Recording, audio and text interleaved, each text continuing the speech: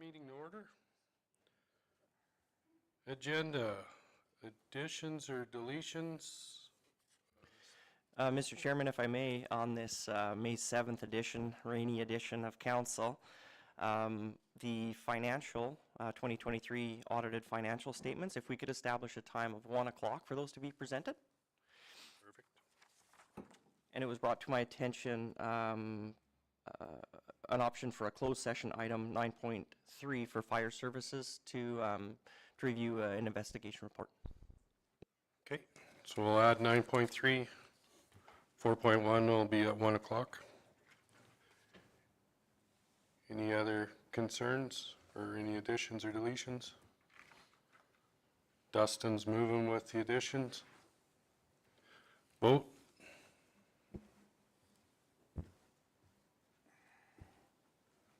That's carried. 3.1 minutes. Everybody's read them? Any questions on them? Lloyd's moving them. Not seeing any. Vote.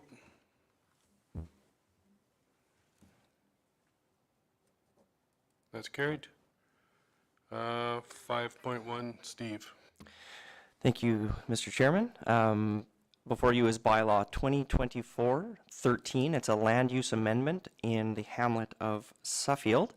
And the recommended motion is that council move first reading of bylaw 2024-13. Thank you, Steve. Dustin's moving that. Any questions? Vote.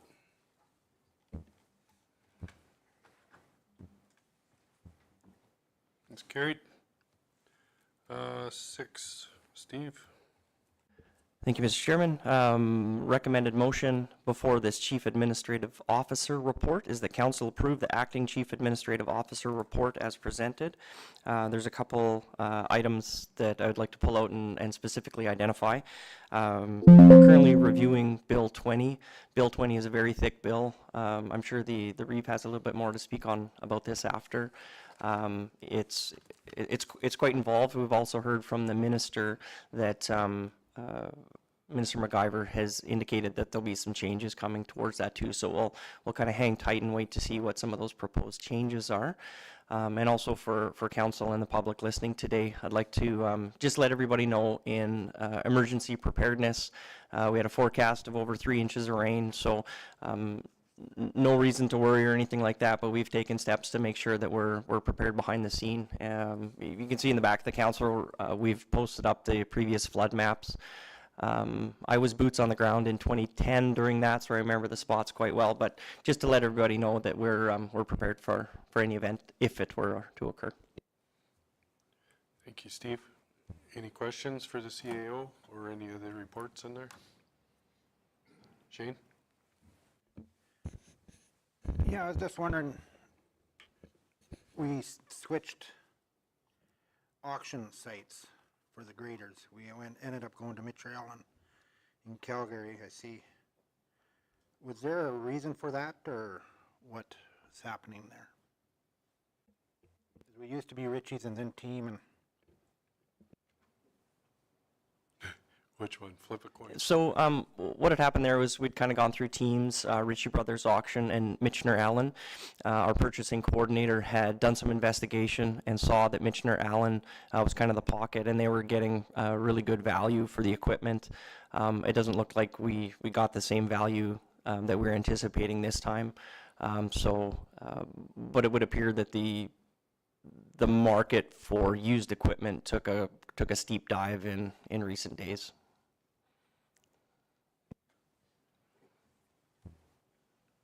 Any other questions?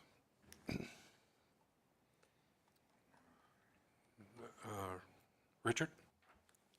On the issuing unsightly property orders, is that complaint driven, or how does that come into the office? Ratepayers have issues and then it's dealt with that way?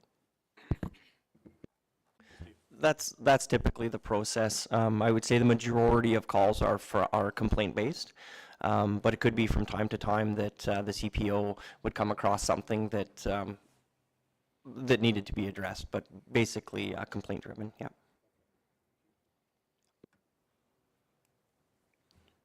Any other questions? Not seeing any. Since Shane, oh, sorry, Keith. Just a quick question on the visitor information or visitor info property. Are we just going to proceed as we have in the past until such time as we're notified of anything, any changes? Yeah, so at a previous council meeting, council directed us that we weren't going to make the purchase, but I reached out to them and they're happy to let us lease it until such time as that the property is going to be sold. They are going to list it with MLS. And then there'll be a 3-month exit clause for us. So that gives us plenty of time to get out if they sell it.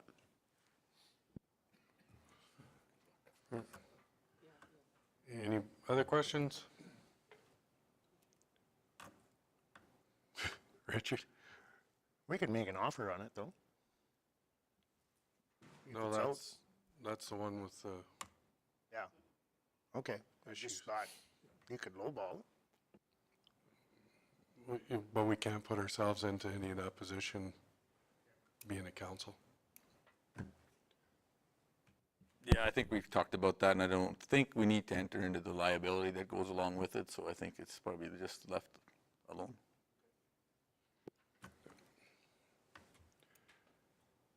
Robin? This may be something that we just need to talk about at the next meeting too, but I noticed coming by the land that we have just to the east of Dunmore, where we're working on that road extension. Looks like there's some continued dirt work being done kind of between that road service area and Highway 1. I know in previous conversations that we have had with regards to listing that property, I'm just kind of curious as to whether or not, as we're incurring additional costs on that, how that is going to be potentially impacting the listing sale price and potential of that.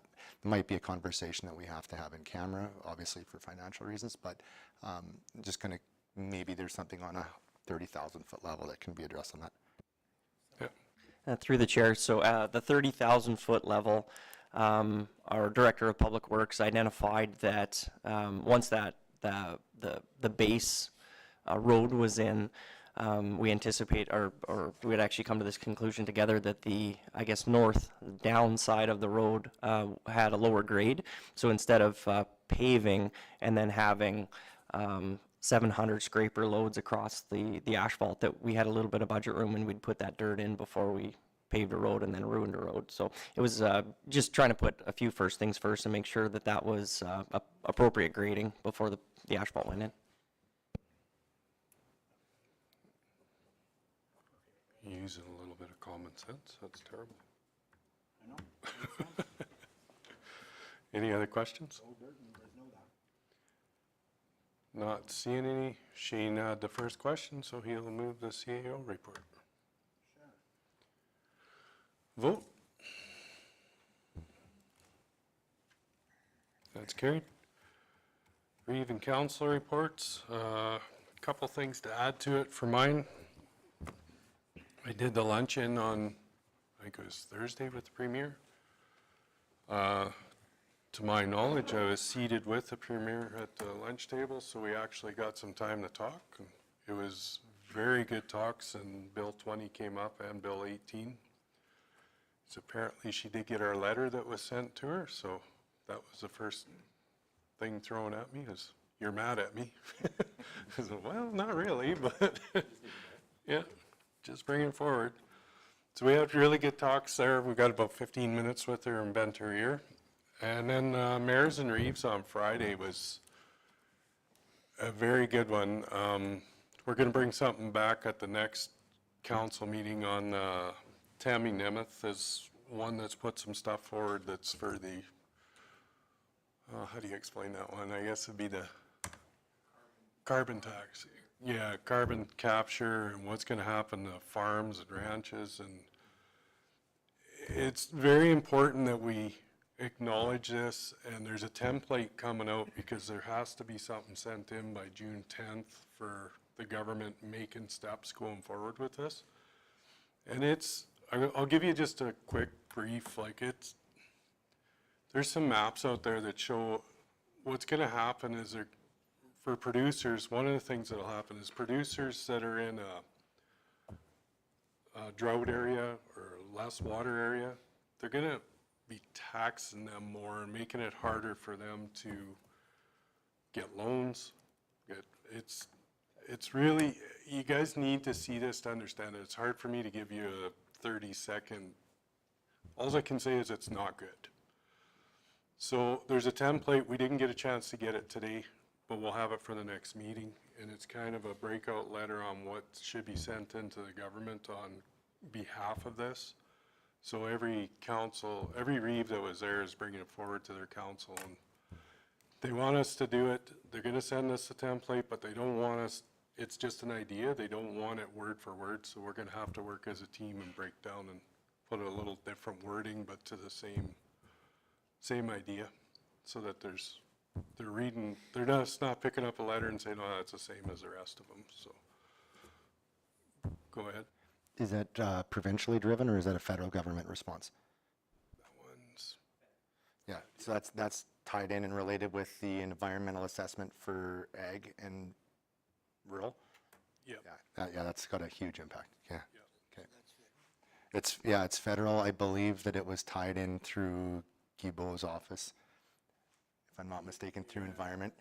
Yeah, and there, I know that was one of the things that we were working on with Ottawa, but the impact on it is that producers would have to come up with their own environmental studies and reports to show how they're going against, and the access and the resources just aren't there for a lot of those. Yeah, and it's such an accounting term that people can't even figure out what they're trying to ask for. Yeah.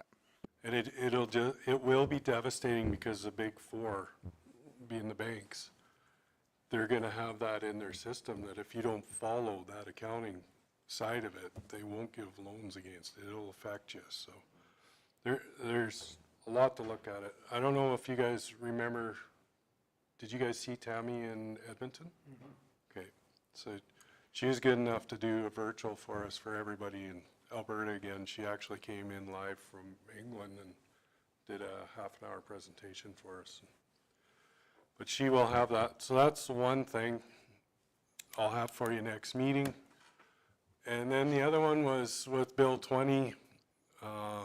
Nathan Newdorf came in and he actually gave us an hour and a half of his time, and we went through a lot of those issues in the bill and broke down some of the stuff. And we see why they were trying to put some of the things in, and they recognize that they've done it too quickly and they need to talk to us all. So it sounds like they're going to pull the reins back on it and break it down. But they're trying to get ahead of things, but they did it too quickly and they screwed up by doing it. So they recognize it. Here's one of the biggest, I can give you an idea, is when all the wildfires started up north, us as a county is very well set up for emergencies. We have our emergency committee. We can activate the dam within 15, 20 minutes if we have to. The reason why one of the things in that Bill 20 is in there is because some of the counties up north didn't know what they were doing. And it happened so fast that they were pulled out of there literally by the government because the fires were there. So instead of trying to train them to have them set up appropriately, such as what we are, they've gone the other way and said, oh, we'll just take control of this. And a lot of mayors and that stepped up and said, no, we already have this in place, so we don't need you coming into our territory. We know Blair from Blairmore over there, he was very adamant, like, you guys have come down from Edmonton, you don't know you don't know the mountains, you don't know this area, you're gonna get people hurt if you come in and do that. So it opened up Nathan's eyes on some of the stuff, but we got about an hour and a half with them, and hopefully we got through, and they're gonna reopen that bill and Well, they haven't closed it yet, but they're gonna look at it a lot tighter. But that is it for my report, other than what's in there. Lloyd, we'll start with you.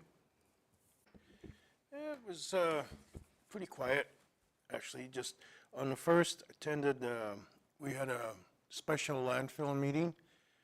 The Reeve came and so did Ken. I'm going to let Shane break the news. Better him than me on it. And then on the 4th, attended the Fire Smart in Elkwater at the community center there. It was really good. It was well attended. And I really didn't have a chance to get around to everybody because I got yik-yakking to some of the fire members, and then the public came up, and there were a lot of questions, and it was well attended. I was only there for a couple hours, but even when I drove away, I got flagged down to talk to a rancher. So it was good. It was really, really good. And then on the 5th, I attended the community center Elkwater meeting, and they were really happy with the Fire Smart program and wanted me to thank Jason, and they were especially pleased with Beth on the workshop that they attended. They got to meet other communities, and boy, the report they gave was, I think, well over 15 minutes. And they're going to be following up a lot of things, and they want another one to let you know. So they're quite happy with it. So, and other than that, it's oh yes, the community foundation. Brian Sepp approached the community center and told them that they should start applying. So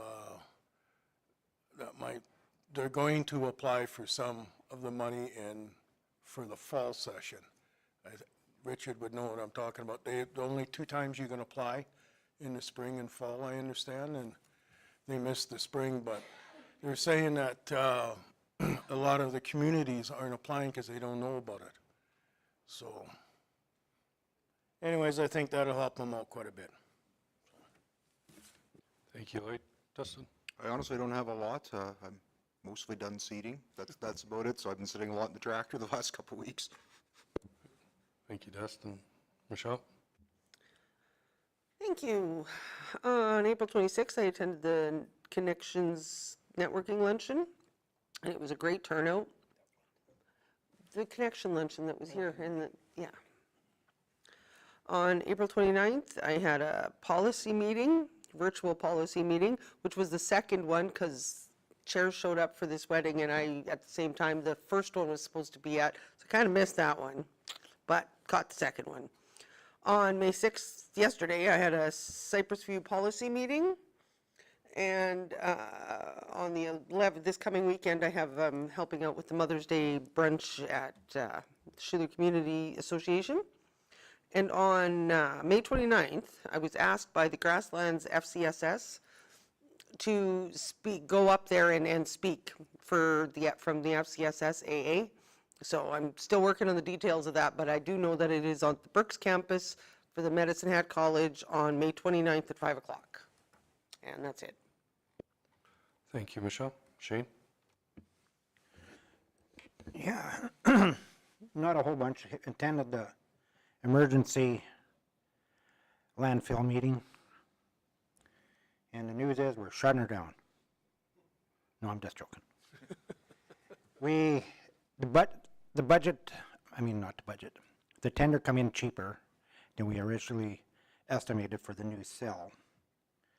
So we found room in our capital budget to pay for it, so we do not have to come to any municipality for funding for it. So we'll be funding the landfill, we'll be funding it themselves, and going from there we can squeak her in, so that was good news. And we got that passed because we had to have that emergency meeting because the tender was only good for 30 days. not 60 or 90 and that, so it closed, so we wanted to get that awarded, so we would get the good pricing. So that all went very well. And just phone calls about odd stuff. And at the end of this, our reports here, I'd like to make a motion, if I could, and I'm glad Jason's here. I went east a couple days ago, and then I noticed outside of Irvin, outside of Walsh, are these big piles of railway ties. So I don't know if we got it in place yet, but I'd like us to look into it. If they start on fire, how toxic are they? Would we have to evacuate a certain area because of the smoke, the toxicity level of them ties? And, you know, do we need special stuff or training? Because once them ties get going, boy, it could be a heck of a mess. So I don't know where we're at. I was just thinking about that when I was driving, because they're close to Irvin, and they're close to Walsh. I mean, with newborns and whatever, I was just wondering about that. Oh, we have the man here for the job.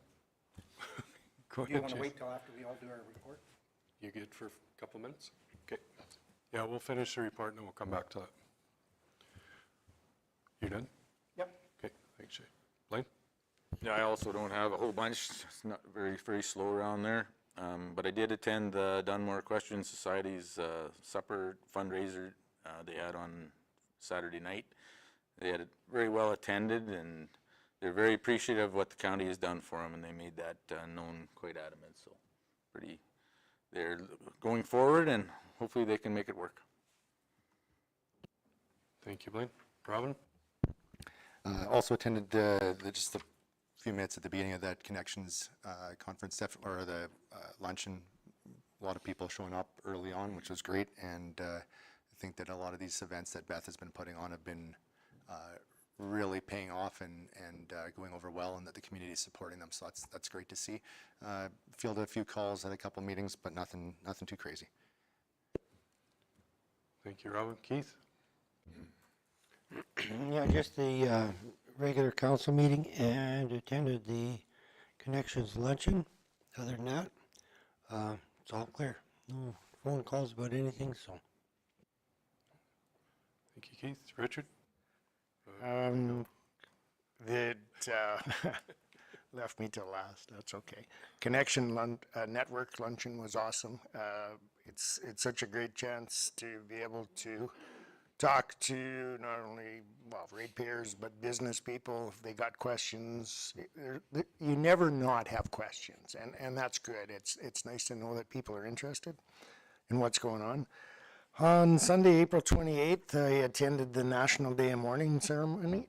It's held at the bottom of Schulten Hill. It's every year. It's on April 28th, just to recognize people that have passed away and or are suffering from illness due to work-related injuries, challenges.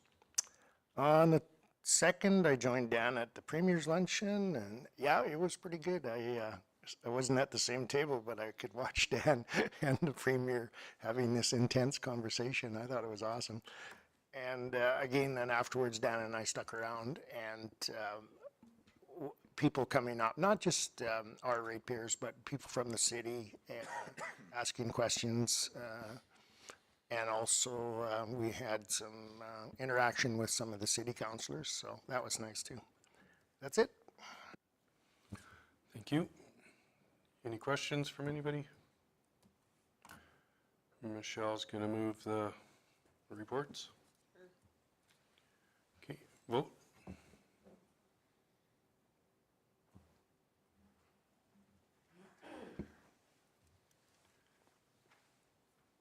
That's carried. Okay, Jason. Good morning through the chair. I do recognize this hazards. I agree with you. There was actually a resident in Bull that called me last year about the railway ties in the hamlet of Bull as well. I did work with my counterpart with CP. They do have a fire response team. I did pass the message along to them, and they were going to pass it along to their stakeholder relations. This resident also went to Chat TV, but no action has been taken at this time. They are extremely toxic. That is part of our pre-plan. Toxic to the firefighters and they're toxic to the residents. The number one hazard is actually between here, Dunmore, and Medicine Hat. There is copious amounts of railway ties right along the tracks there, and the older ones are soaked in kerosene for protection of the wood.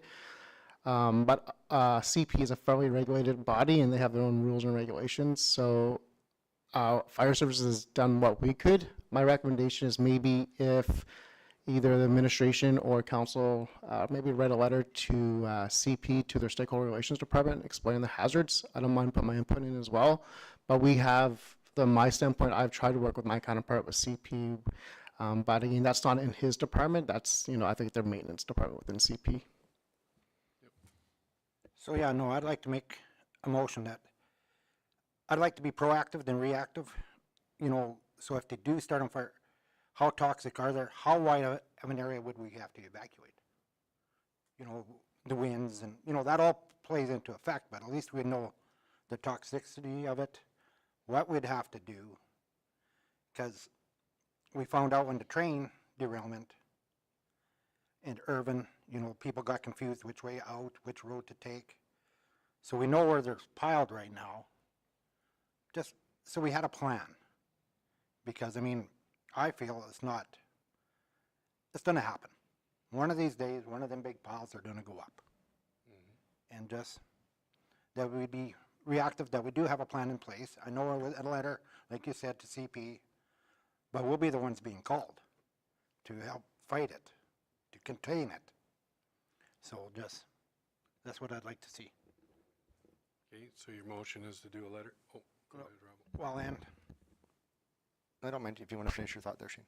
well, a letter, my motion would be a letter, but also for our emergency services to look into coming up with a plan, an evacuation plan around these, just how big of an area would it affect them, just so we know. Go ahead, Robin. Yeah, I hear where Councillor Hawk is coming from. I'm just wondering if perhaps something like this, utilizing a notice of motion to bring it at the next council meeting, it gives them time to do the research, and then staff has an educated perspective on, reporting to us on, like you said, like what existing evacuation maps and what that looks like, and then to be able to send a letter based on that. I think that's a good idea. Yeah, I'll make the motion, to bring it back then. Research it. Research it, and so we know.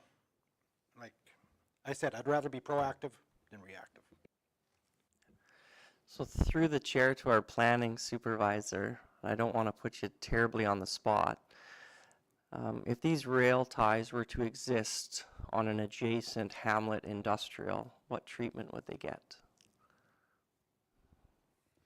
If it was contained on private property, there would be a development permit required for stockpiling or lay down yard, that type of use. And through the chair, that would also, there's Alberta Fire Code, which would pertain, which we will work with plan development to ensure that they meet the requirements for that on private land. So there is Alberta Fire Code, but unfortunately, Alberta Fire Code doesn't apply to CPR. And through the chair, I guess perhaps I would be curious if that letter could contain, this is what our area, this is what council determines appropriate for these types of stockpiles. And in a good neighborly fashion, tongue-in-cheek, perhaps they could operate according to our bylaws to a degree. Yeah, that's when we had those piles over here of platforms. They had to follow the areas so they could get trucks in between and everything else. There was codes for it. But, Robin? I know that if we have a fire in the county, we have the ability to charge, right, for that.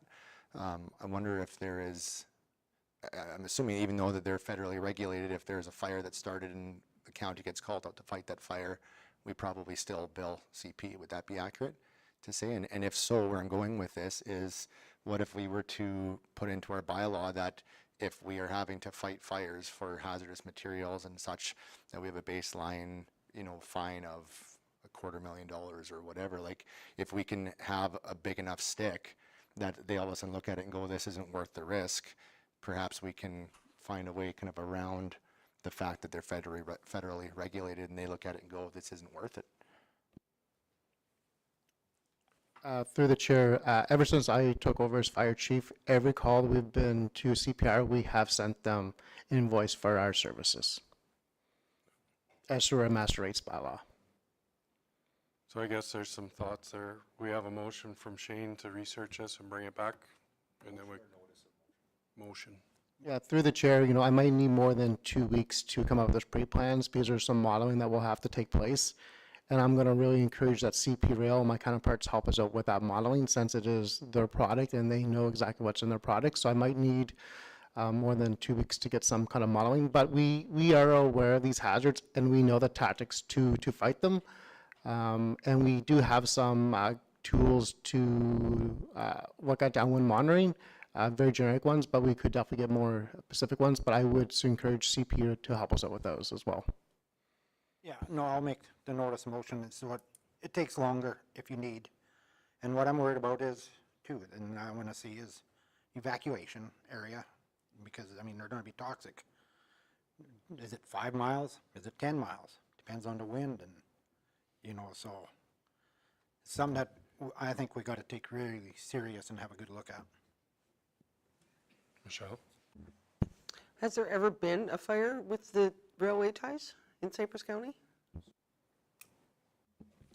Through the chair, we haven't had any large piles, but we've definitely had, 2 or 3 that have been off and off the side. We've had those burn. They do burn slow. They do burn for a long time, and they are pretty hard to extinguish. If we did have a large stack on fire, we would be requesting outside agency support, as well as their CP fire response team from Calgary to take over, because they will be a long duration incident with specialized foam to extinguish those fires. And then that foam itself has other concerns that we have to worry about as well. Okay. So, would it work for you if I made the motion and gave you, a month to do it? Would that work for you? Through the chair, I would propose June 4th, June 18th as the tabletop in Elkwater.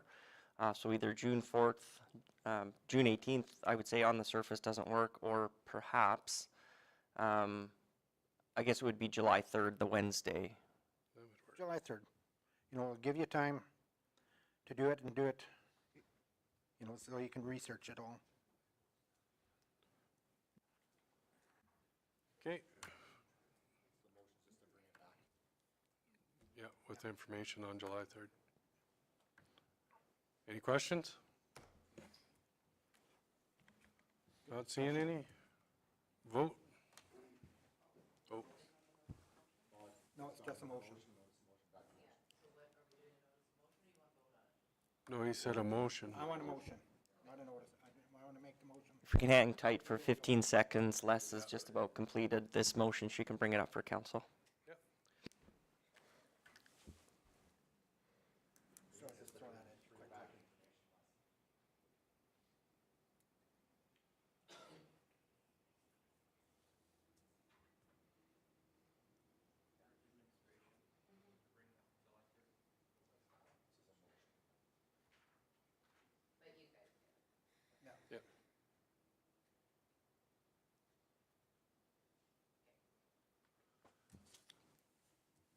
Okay. Any questions? Vote?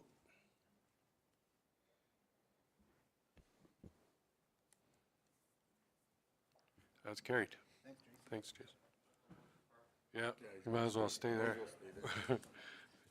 8.1. Thank you, Mr. Chairman. So the next agenda item is fire fleet replacement plan for 2025 and 2026. Emergency Services has found that while other assets and units are becoming more readily available, fire units appear not to be. So there's two motions here that are recommended. That council approves the 2025-2026 fire fleet replacement plan to be purchased in 2024 as presented, funded from the vehicle and equipment replacement plan. Second motion is that council approves a sole source purchase of the 2025-2026 water tender utilizing an existing chassis from Public Works fleet, funded from fire vehicle equipment replacement reserve. And if there's any questions, our very competent fire chief and emergency services coordinator is here to answer those questions.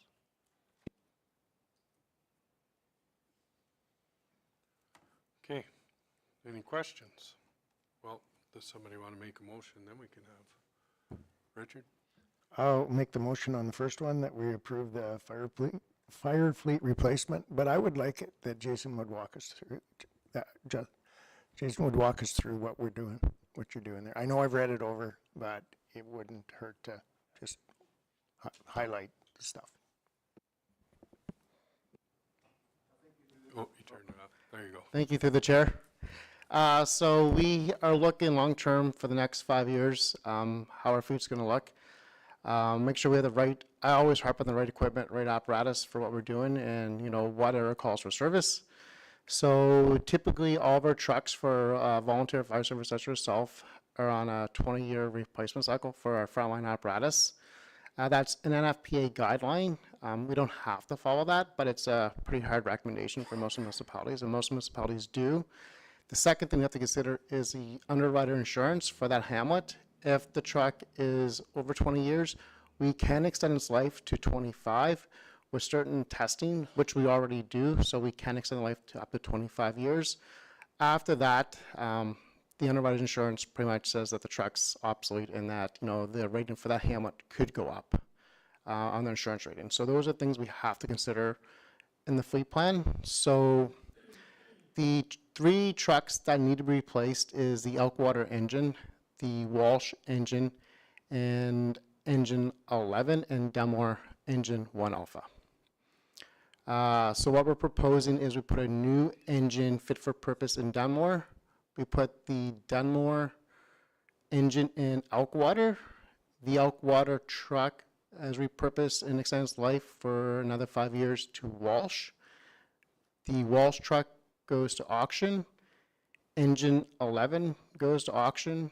The Dunmore 1 alpha moves over to engine 11. Engine 1 alpha is replaced with a mid-sized rescue truck. One of our biggest gaps in the county is rescue. So this would support large duration structure fires, grass fires, MVCs, hazmats, and our biggest gap is, you know, cattle liners, school buses, stuff like that. We've always been lucky. We've always made do. But there are definitely gaps in our fleet, and, you know, we were looking at, you know, what type of calls we have and how we're doing, and, you know, having a mid-sized rescue through the whole county would be advantageous to our fleet. So, you know, instead of replacing engine 1 alpha with another engine, that we get a rescue for the entire county. And with the money we're saving with the Walsh engine, we're proposing 2 wildland units, which is our #1 calls for firefighting in the county. The wildland units are a very superior piece of apparatus, especially for what we do for wildland grass firefighting. And we put 1 in Box Springs and 1 in Hilda. Then we pretty much have the whole county strategically placed for wildlands. So if it's approved, we'd have 1 in Hilda, 1 in Dunmore, 1 in Elkwater, 7 persons, and Box Springs. Thank you. And the other one is our tender in Dunmore is 22 years old now. That's the truck we bought from the city of Medicine Hat. And we want to replace that with the exact same kind of tender that we got last year, just with a county chassis. I know that's probably a whole bunch of information, so. It was easy to follow. I got a question. Okay. I am no fireman, but I have witnessed and fought many grass fires. This wildland unit, like these bigger trucks, they're useless in the spring to fight a grass fire. Because I can remember one out my way in the spring, they had to stay on the gravel road. They couldn't get off-road because they were gonna get stuck. We are switching more and more to these wildland ones that can have the ability to go out there when the soil is, springtime when it is wetter and sloughs and, more difficult to get around than the bigger trucks. Is that correct? That's correct, yeah, especially in the spring and fall. All of our apparatus are capable of fighting grass fires. Our squads typically will be responding to the wet ones. The squads are not as efficient as the wildland units are. So like last week, for example, we had the fire in Galt's Island. We had our wildlands crossing the South Saskatchewan River. All Alberta wildfire had to fly over every day. We were driving over to fight those fires. So those wildlands are very advantageous for the types of calls we have. All of ours are prairie fires. Our number one calls for wildfires are prairie fires. And those wildlands are very advantageous for that type of call for service. And in the Badlands and that. Thank you. That's correct. Blaine? Yeah, I also agree. Good job, Jason, putting this all together, and I like the fact that you're gonna, utilize some of our, equipment that's coming out of date or out of service to, use for the tender and stuff too, so that's a good idea. Any other questions? No, not seeing any? Good job. Okay, I have a motion on the floor for the first part of this. There was 2 parts on this one, wasn't there? Yeah. Okay, motion on the first one from Richard. Vote.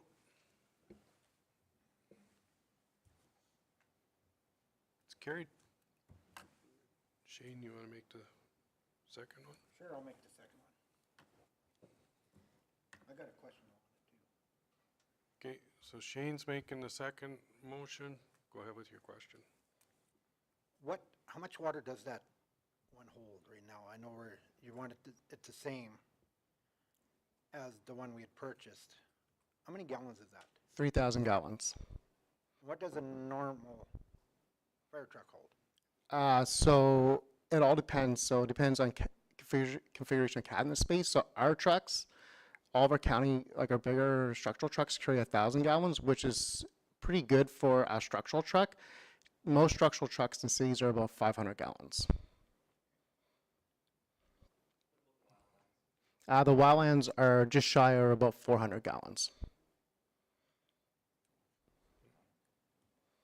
And since we've had that second tender, we've been dropping our ponds and showering water, and we've come close to running out of water. We've had to shut down a few times, but not like in the past. So having that second tender allows us to deploy the ponds, drop the water, and get the trucks showering water, which has been helpful since we got that second tender. So it's been a huge success for our fleet. We have some big fires, and the water interruption is a lot less than it used to be. Robin? Thank you, Mr. Reeve, through the chair. The second motion here with regards to the sole source, have we gone out for pricing, at least to other companies and only received a price back from one? Or I'm just curious. I don't mind doing sole source stuff once we've had tenders out and you've only had one price in return. Just kind of curious where we're at within that process for that. Through the chair, good question. Up until about a week ago, there was only one manufacturer that would actually take a used chassis and build onto it. So that was our biggest reason we had a sole source. Since this RFD's been done, I found out there's potentially a second manufacturer that would manufacture it. So I'm going to try to get a quotation on 2 just to see what the competitiveness is. And all the pricing is attached just in closed session. I just don't want manufacturers to see in case we are high and then they could take advantage of us. So that's why it's all closed, and it will be public knowledge once everything is awarded, and that we've done things right. Mm-hmm. Yeah, thank you. I appreciate that, and I think that from a transparency standpoint too, it's important that we go out for pricing, and if there is only one that comes in, we can approve it at that point. If there's a second, I think that's great. Let's get the pricing from them and see where it falls. Okay, any other questions? Steve? Yeah, and the other thing to consider in this sole sourcing, when we were discussing this was the previous outfitter that had built the last truck or used chassis with the water body on it. They were the only ones at the time, and then it'll be the same unit. So instead of having one of everything, so it's not lost on administration, and certainly Jason is understanding of this. Where if it's the same apparatus on a different chassis, then the operation of the unit would be similar as well. Kind of getting into that fire standards. I always remember the story about the Chicago fire and having the wrong fittings, and I always keep that in the back of my mind in these discussions. Any other questions?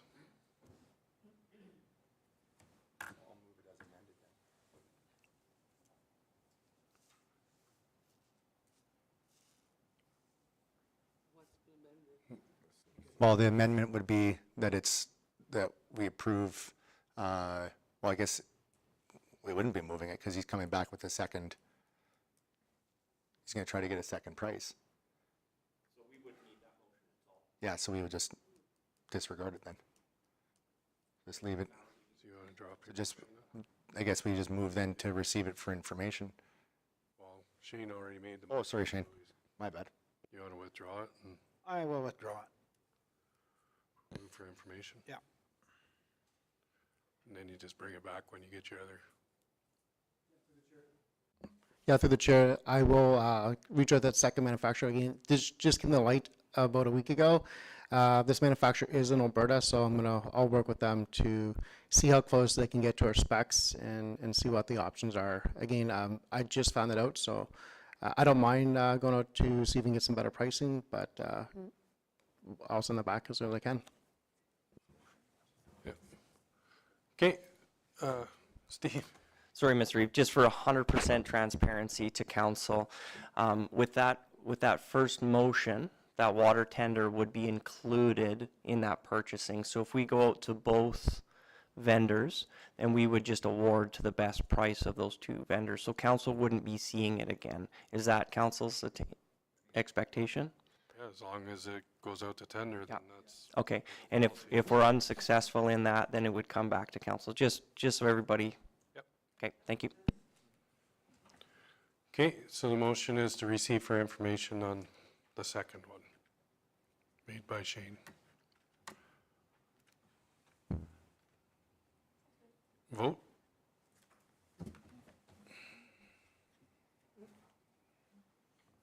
Blaine, oh, never mind. You missed it. I bounced over it once. Okay. He said he bounced over it, so he's still driving down a gravel road apparently. So we're at 8.2. Thank you, Mr. Chairman. 8.2 is the Alberta Agriculture and Irrigation Road Closure. Administration received a letter from Alberta Agriculture about closing some road allowance sections that cross the headworks for the Cabin Lake Reservoir. We're not entirely sure the background of this, but it could be potentially for some different types of public accesses or what have you, and that type of thing. So our recommended motion here is that council direct administration to proceed with drafting a letter of no concern to Alberta Agriculture and Irrigation concerning the proposed road allowance closures, and that Alberta Agriculture and Irrigation, and this is important, apply best practice to consult with ratepayers affected by the closures. Okay. Blaine, I can make that motion, and I have a question. go ahead. Floor is yours. So are these all undeveloped road allowances then, or? Yeah, for the most part, they're all undeveloped. They could be used trail here and there, but you can't get across them because of the canal. So you could get up to it, but yeah. Any other questions? Not seeing any. So does everybody know what the motion is? We're drafting a letter. Do you want to read off the motion one more time, Les, please, or Steve?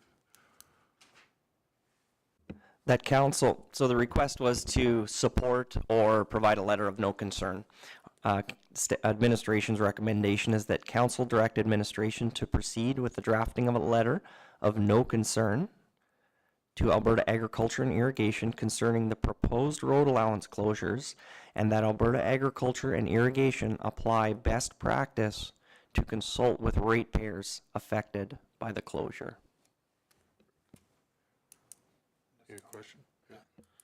No, I like that because there's that one little clause in there that, you know, that they consult with the ratepayers because of the exclusion of livestock from the canal during operations.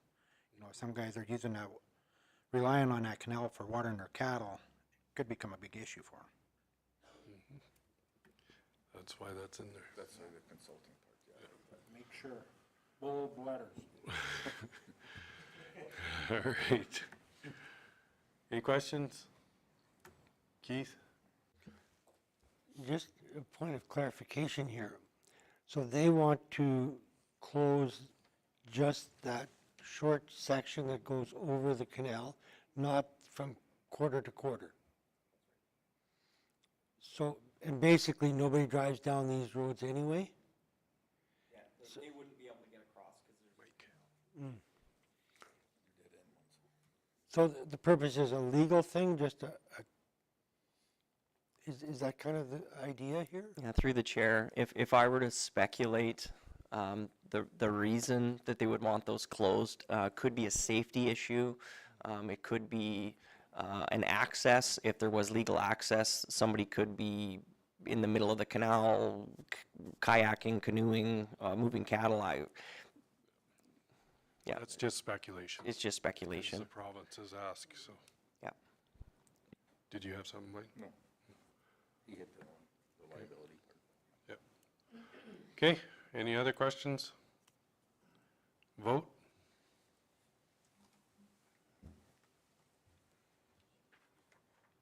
That's carried. 8.3, Steve?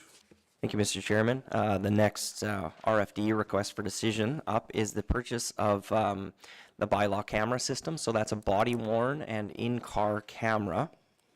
The recommended motion here is that council direct administration to purchase the YCOM Solution WatchGuard body-worn and in-car camera system at a cost of $22,241.01 plus GST, funded from the vehicle and equipment replacement plan. I had the privilege to attend the bylaw officers conference in Red Deer on the way up to some Edmonton meetings. And something that really stuck with me that I'd like to share with council was that talking about the differences of the CPOs and bylaw officers. And one thing that really stuck with me was when they mentioned, you know, if you're pulled over on the side of the road and given a ticket, that's kind of neutral ground. But whether it be a CPO or bylaw officer, these people, these folks are knocking on doors and they're putting themselves in different situations. And the RFD points out some quite important necessaries of these cameras. For example, like it can be a de-escalation factor, knowing that there's video running. So, yeah.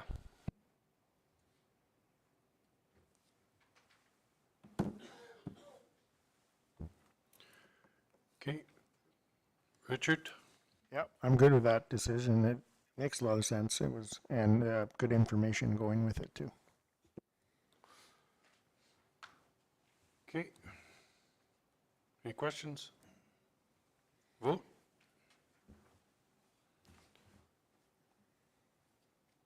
It's carried. Okay, we'll take a 5-minute break for everybody.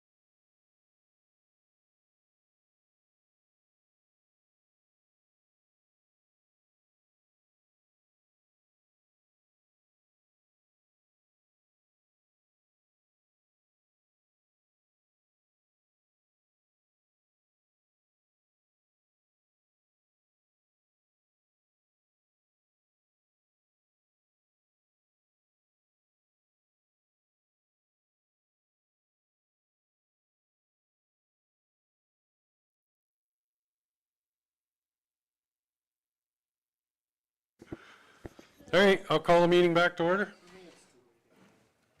Old timer over there, take it easy. Pay attention. Yeah, I was talking about you, Paul. Okay. 8.4. Thank you, Mr. Chairman. It's always hard to shut down good conversation, but I guess we got work to do. The 2024 Recreation Board meeting date and recreation funding model. So this year it was Leslie Ann, our legislative supervisor, as well as our economic development recreation coordinator, are finding this to be quite a heavy year in request, certainly overprescribed. So, and really our recommended motion, it's not a recommended motion, it's a bit of a straw dog to have the conversation to see how council would like to handle this as a whole. So it can come at the morning of a meeting, it could come after MPC, we could do it separately for council to debate. Okay, well, I think we've discussed this before, that it's getting bigger and bigger out there, so we do need to have more time to discuss. And I don't have a problem having a separate day so that people aren't pressured in, well, let's just get this over, we got a council meeting to go yet. If more comes out of it, more comes out of it. Michelle? I will move to have it on the 15th, because out of the dates that I saw on there, the 15th is going to work the best for me. Okay, it's all about Michelle, so we'll move it. That's all about me. But it's the 14th. May 15th. May 15th. Can we go later, like after dinner instead of I don't care what time, just Okay, good. I'm okay with that day, but could we just go like after dinner? Because in the mornings, it screws up kind of the whole day. Is dinner noon for you or supper? I don't have dinner. Well, I'm just wondering if dinner or supper. Is it some or some? Noon. Yeah, okay.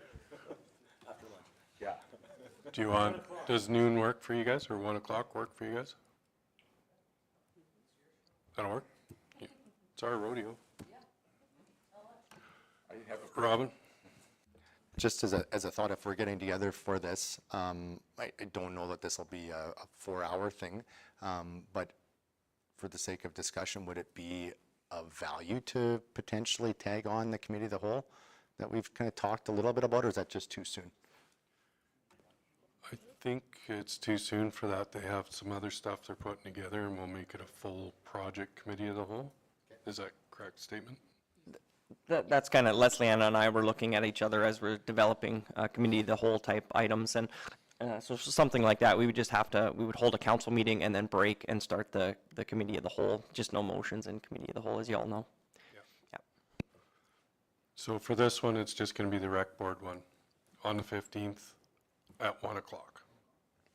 You're good with 1 o'clock then, Michelle, on your motion? Steve? Maybe I would ask a question of council if it would be all right with council if we had a couple of agenda items available that were kind of lower discussion type items. Maybe we could add some of those to that council meeting, or to the rec board meeting. That are rec in nature. That are rec in nature, yeah. Okay. You had me going on council, no rec in things. Are you going to be all right with that? You picked the day. I said it because it was at 10 o'clock. I do have a different meeting at 1 o'clock that day, but that's okay. We have to get this done, so I'm fine with it. Thanks, Michelle. Okay, May 15th, 1 o'clock. Any questions on it? Are you sending out a save the date thing? Okay, thank you. Vote? I'll wreck my whole day. That's vote time. Somebody. That was my goal, Shane. Start earlier. That's carried. 8.5. Thank you, Mr. Reeve. This is the Huttarian Brethren Church of Elkwater, has a water line road crossing variance request. The recommended motion is that council approve the Hatarian Brethren Church of Elkwater's request for variance to reduce the angle of crossing from 90 degrees to 45, crossing under Range Road 14 and the undeveloped road allowance of Township Road 102 for the board installation of a 1.5-inch water line between northeast 8-1001 and southwest 16-10-1. Okay, any, I had both of yous up at the same time. So Lloyd? I'll move to approve it for discussion of number one. Do you have comments on it? I can't see a problem with it if they're going to heed to all the requests that we're going to be making that you got listed here. I think it would be okay. Blaine? Is this the same one or that we approved a year ago, or is this it's the same one? Okay. It's been going on all the time. They just got to get yearly approval. That's what I thought, yeah. Yeah. Any other questions on it? Not seeing any? Vote. That's carried. 8.6. Just one moment, Mr. Chairman, just going to grab that.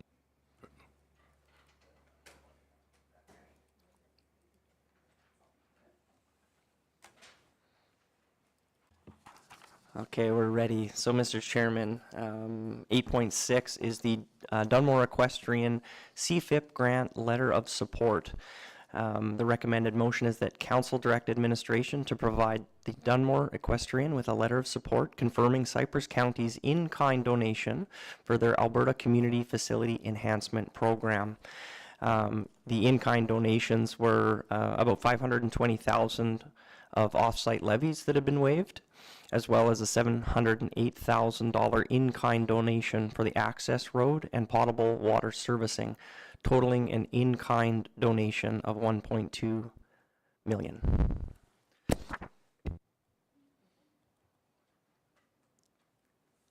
Did we not give them cash too when the building was? Yes, we did. The last run of CFIP application that they had made, the motion was made that we would, if they were successful, that we would donate. And I believe it was in the $600,000 range, but that was specific to fulfill their other end of the CFIP. The building. Yeah. Go ahead, Les. I'm speaking with Catherine. She said that they didn't realize that they could use the in-kind contributions that council's given, like waiving the off-site levies and some of the, the work that we've done. So she actually confirmed with the grant people at CFIP, and they're allowed to use this in-kind contribution as part of their grant ask. So we don't have to match any monies this time or anything like that? No, that's right, Mr. Reeve. They're going to use our previous donations against the CFIP, as though it was income for the project. Okay. I don't have a problem as long as it doesn't cost us anything, but Blaine, you want to make a motion on it? Yeah, I'll make that motion because I also think that way I think there's some misconception out there that county hasn't really done anything, and this way that will show, proof that we have, given their support and done our due diligence with their project, and that'll go a long way to help maybe get the rest of their CFIP program, so. Yeah, in essence, we've actually given about 1.8 million. We built the building. Yeah. Any questions on that or concerns? Not seeing any? Vote.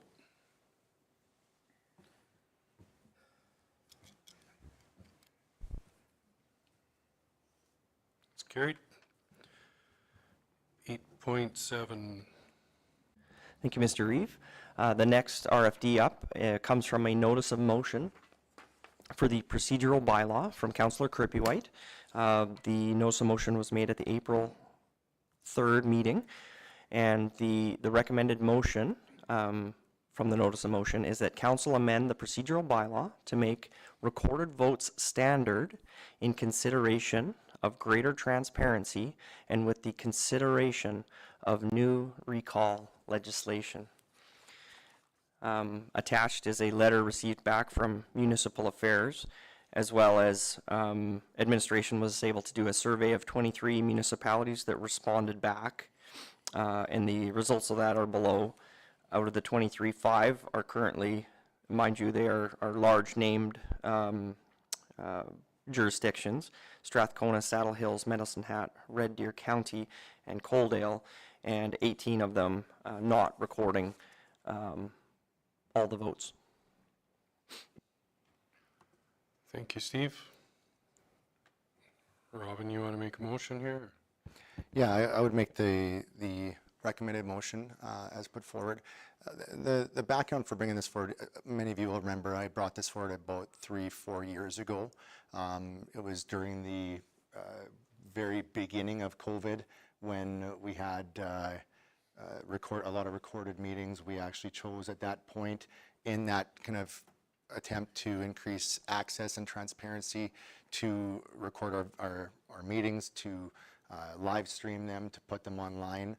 The motion to move to just the standardized recorded votes was brought forward at that time and defeated, in part because of the fact that there were very few to almost no other municipalities doing it, and it fell within a gray area within the MGA. The MGA does allow for us to request recorded votes.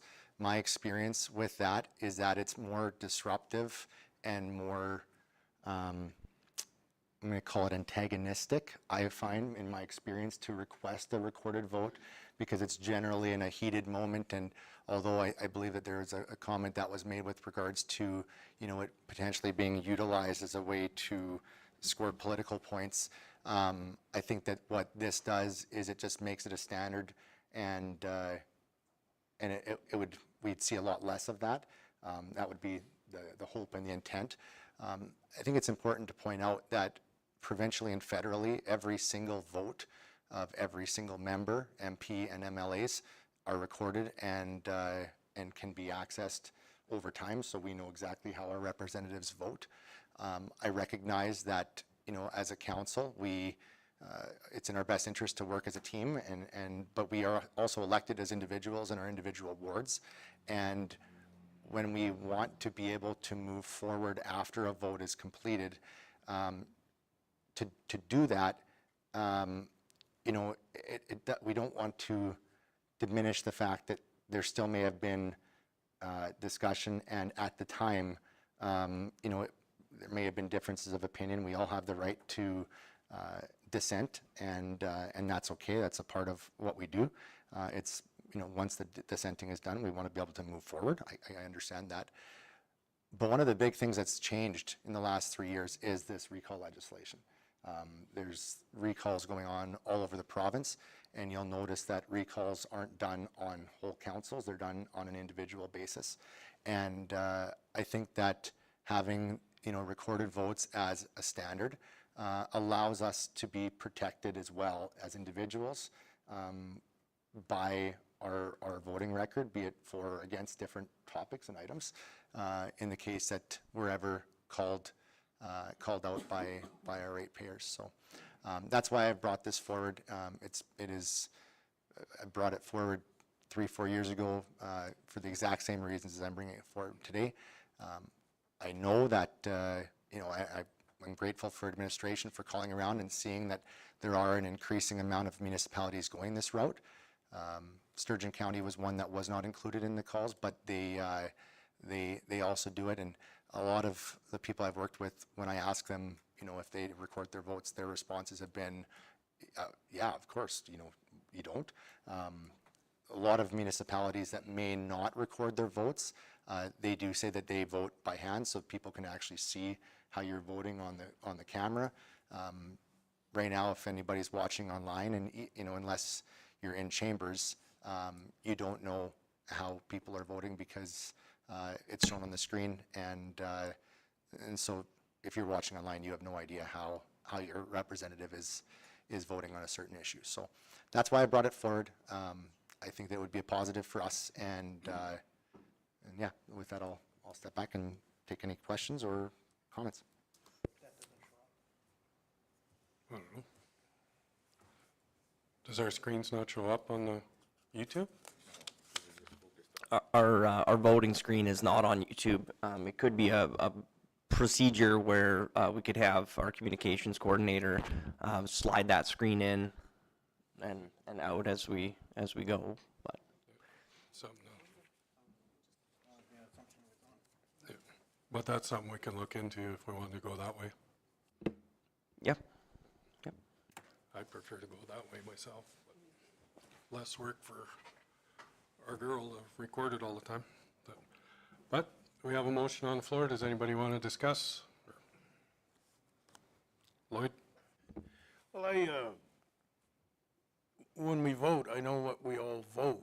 Like, I don't forget what I voted on last year for whatever project or bylaw. To me, I don't see what the problem is or the big deal. Like, if you want to record it, I'm good with it because I stand by my vote. You know, regardless. Right or wrong, I think I vote for the right thing. Shane?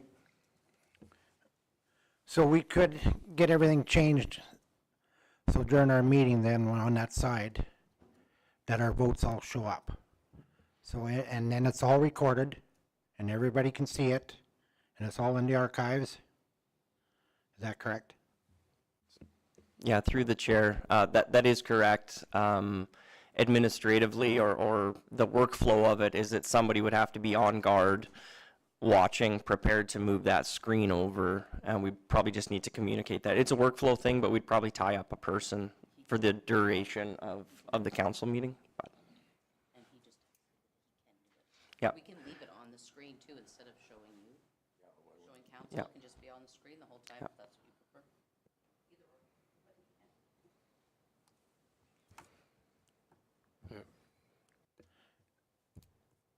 Just for clarification then, so if we go with the recorded votes, how much more work is that?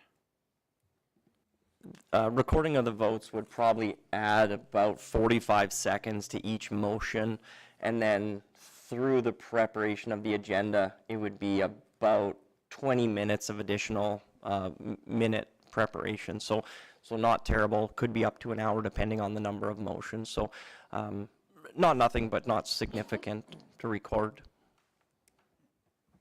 Dustin? So since we do have a tech guy on staff, you can simply write a recorded macro that would take and do that every time that a vote's tabulated, and it would automatically appear onto the video stream. So it would take him probably an hour to write that and input it in, and then it would do it all the time automatically. Because if he can't do it, I'll show him how.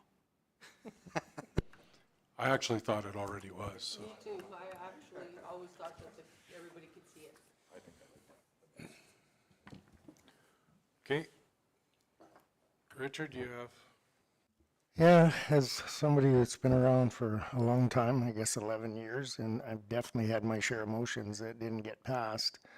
I find the comments interesting from the government, and I look at the one paragraph at the end. It says, recorded votes serve as a permanent record of a lack of support for democratic outcomes, and as tough as it is when a motion that I bring forward or somebody else does and it doesn't pass,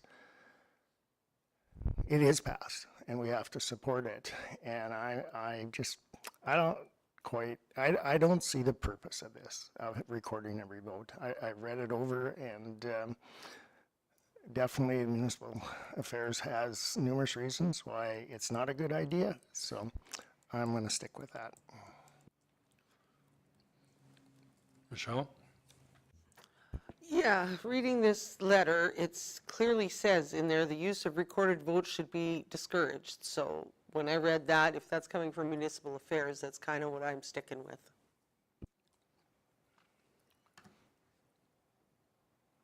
Anybody, not cutting you down, but it's your motion, so I'm letting everybody else talk. Does anybody else have, did you speak on it already? Did you? Go ahead, Blaine. Yeah, I'm okay with, if we can change it up on the screen. I mean, those that are interested in watching the meetings, at least they can, you know, if they're totally involved in it then. I'm okay with that part. Lloyd? I agree. Like I said, I stand by my votes anyways, but I mean, you want to put it on the screen, I think that's okay. Everything else is on there, so. We used to just raise our hands and people could see. Okay. Yeah, I'm good. Sorry. So if it appears on the screen, that's the same as a recorded motion, or is that No, different? it's just on YouTube. It's not recorded in the minutes. But you can still find it and see who voted on what. Yep. Any other question, or you're done? Yeah, I'm done. Okay, go ahead. You sure?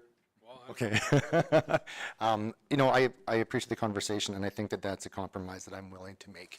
I think that considering the fact that municipal affairs has a number of levels of advisors, I don't know whether this was coming from a supervisor or for the assistant deputy minister or from an actual legislative advisor. I think that for them to make a statement that it's disrespectful to the democratic process is actually inappropriate, because it's more about the representation and the track records and each individual councillors, how we're elected to represent our people. So frankly, it allows us to respect for democracy is having disagreements and still being able to move forward because it's the will of the majority. So I don't think that discredits what we're trying to do at all. So I will make the amendment that instead of asking for recorded votes, that we, I believe that it would still probably be in the procedural bylaw, just under recorded meeting or meetings. The recorded meetings include the voting on screen.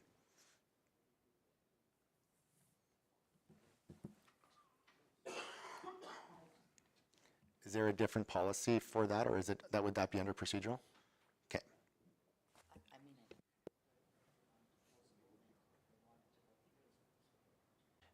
So, Mr. Chair, or through the chair, if council's all right with that, we'll prepare that change to the procedural bylaw and bring it back to the next meeting, May 22nd, or we could try to put something together on the spot. No, do your bylaw appropriately. Yeah, I would say that the motion would be then that council requests staff to come back with edits to the procedural bylaw. That way there, if the motion fails right now, we save staff time. And if it is approved now, then we've, just simplified.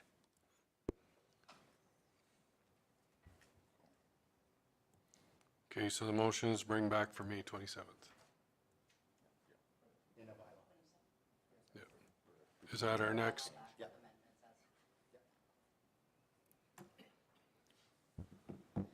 Okay, any questions? Vote.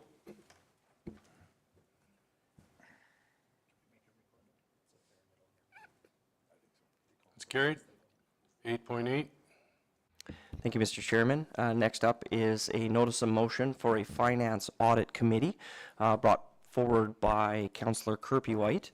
Recommended motion here, notice of motion, is that council form a financial and administrative audit committee to ensure transparency and adherence to council policies, bylaws, and procedures, and that council approve policy ADM 34 for the finance and administrative audit committee as presented.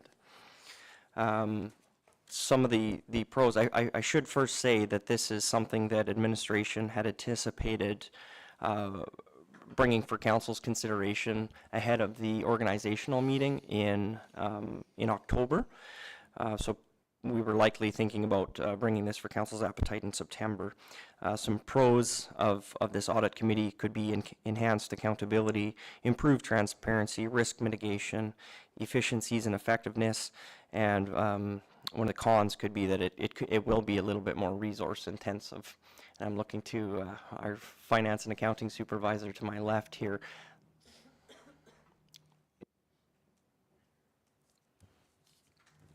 Go ahead, Roman.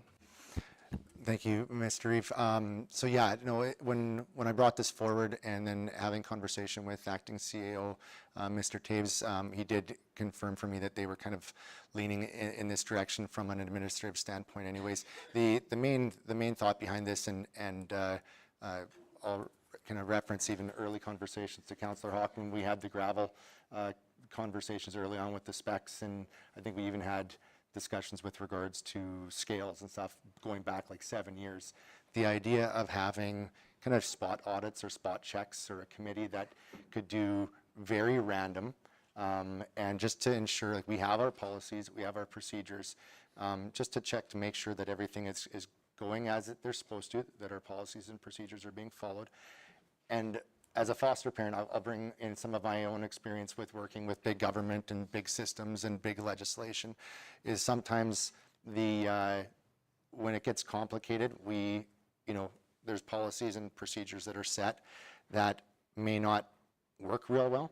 And one of the things that I see that could be beneficial with this right here, and it's financial and administrative kind of from a process standpoint, so that, and it covers everything from policies to purchasing to whatever that might look like.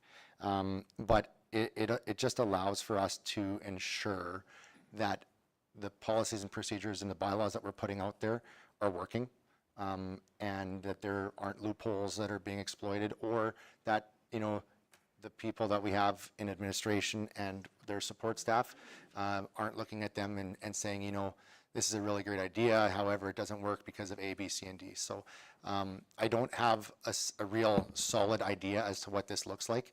I don't think that it needs to be something that meets every month. It could be quarterly. It could be every 6 months, frankly. I tend to want to lean towards, where administration may have been going with regards to what they were looking at as well, because I think that from the sounds of where acting CAO Taves was kind of pushing this, that it would probably accomplish what I'm looking for, as well as what administration is looking to get out of this as well. Blaine?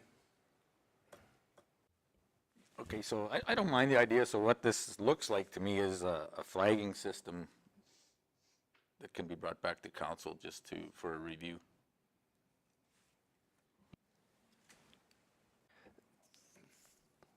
Lloyd? Oh, what? Steve? It's okay. I thought I maybe heard a question in that through the chair. But You got it. do I got an answer? Yeah. So on the surface, I looked at the Finance and Administration Audit Committee to be a group, either council as a whole, and this policy, it's just I'll call it a straw dog. So it's something put before you to say, well, I'd like it to do this or like it to do the other. But I think it's that opportunity to kind of roll up our sleeves and take a little bit closer look at the county finances. And one reason for this is we've just completed our 20th percentile. We're going to be moving on to a new tax rate methodology, and that methodology may include council taking that little bit more time to get a little bit more intimate with the one more layer of the onion to understand some of the financials and the moving parts to move forward. But again, this is 100% council's purview, whether they'd like to see this committee or not. But I see opportunities for education, growth, and that deeper level of understanding. On that comment, though, isn't that part of the committee of the whole that we were trying to put together to bring this forward? Is it? Yeah, and through the chair, that's 100%, and administration would take whatever direction council gave to give more robust financial reporting. We give the capital updates, we give the AP updates, we give the operating updates. And if council would like to pause and dig into those more on a regular basis at council meeting, we're certainly open to that as well. I'll wait to the end. I forget, Lloyd or Shane? So, you think this is a good idea and it's beneficial to the county, is my question. I guess that's the, if I were to recommend to council as a staff member, it's certainly not going to hurt. But I think that counts, that answer really rests with council on how they see their ship going forward, to be quite honest. Shane? Well, I don't mind the idea, but the part I don't care for is just 1 or 2 council members. I think we'd need more than that because everybody has a voice, and an opinion. Is it part of the county, the meeting of the whole, when we do all this? Then we ask for more in-depth stuff at times too, more audits like you do put forward our capital budget and where we're at, and every month to update us. And maybe at times we'll ask for more updated. But I'm not in favor of just how this would look. I think we need more details because 1 or 2 council members it's not enough. Dustin? I'm not going to define what's going to be on this committee because I don't care how it's set up, to be honest. But to me, I like the idea of it because it gives the ability to have, say, if it's a group of 2, a group of 4, whatever it may be, go through and maybe find those spots. And essentially, they're not making any decisions. They're just, they're an auditor. So they're pointing out places where they see inconsistencies or discrepancies. And then that's going to be coming back for council to take and make that decision on what they've discovered. So to me, it's a good idea because it's not tying up all of council's time to do that legwork. It's just that couple people on that committee, and then they bring it back and advise us on what they found, and then we make the decision on it from that point.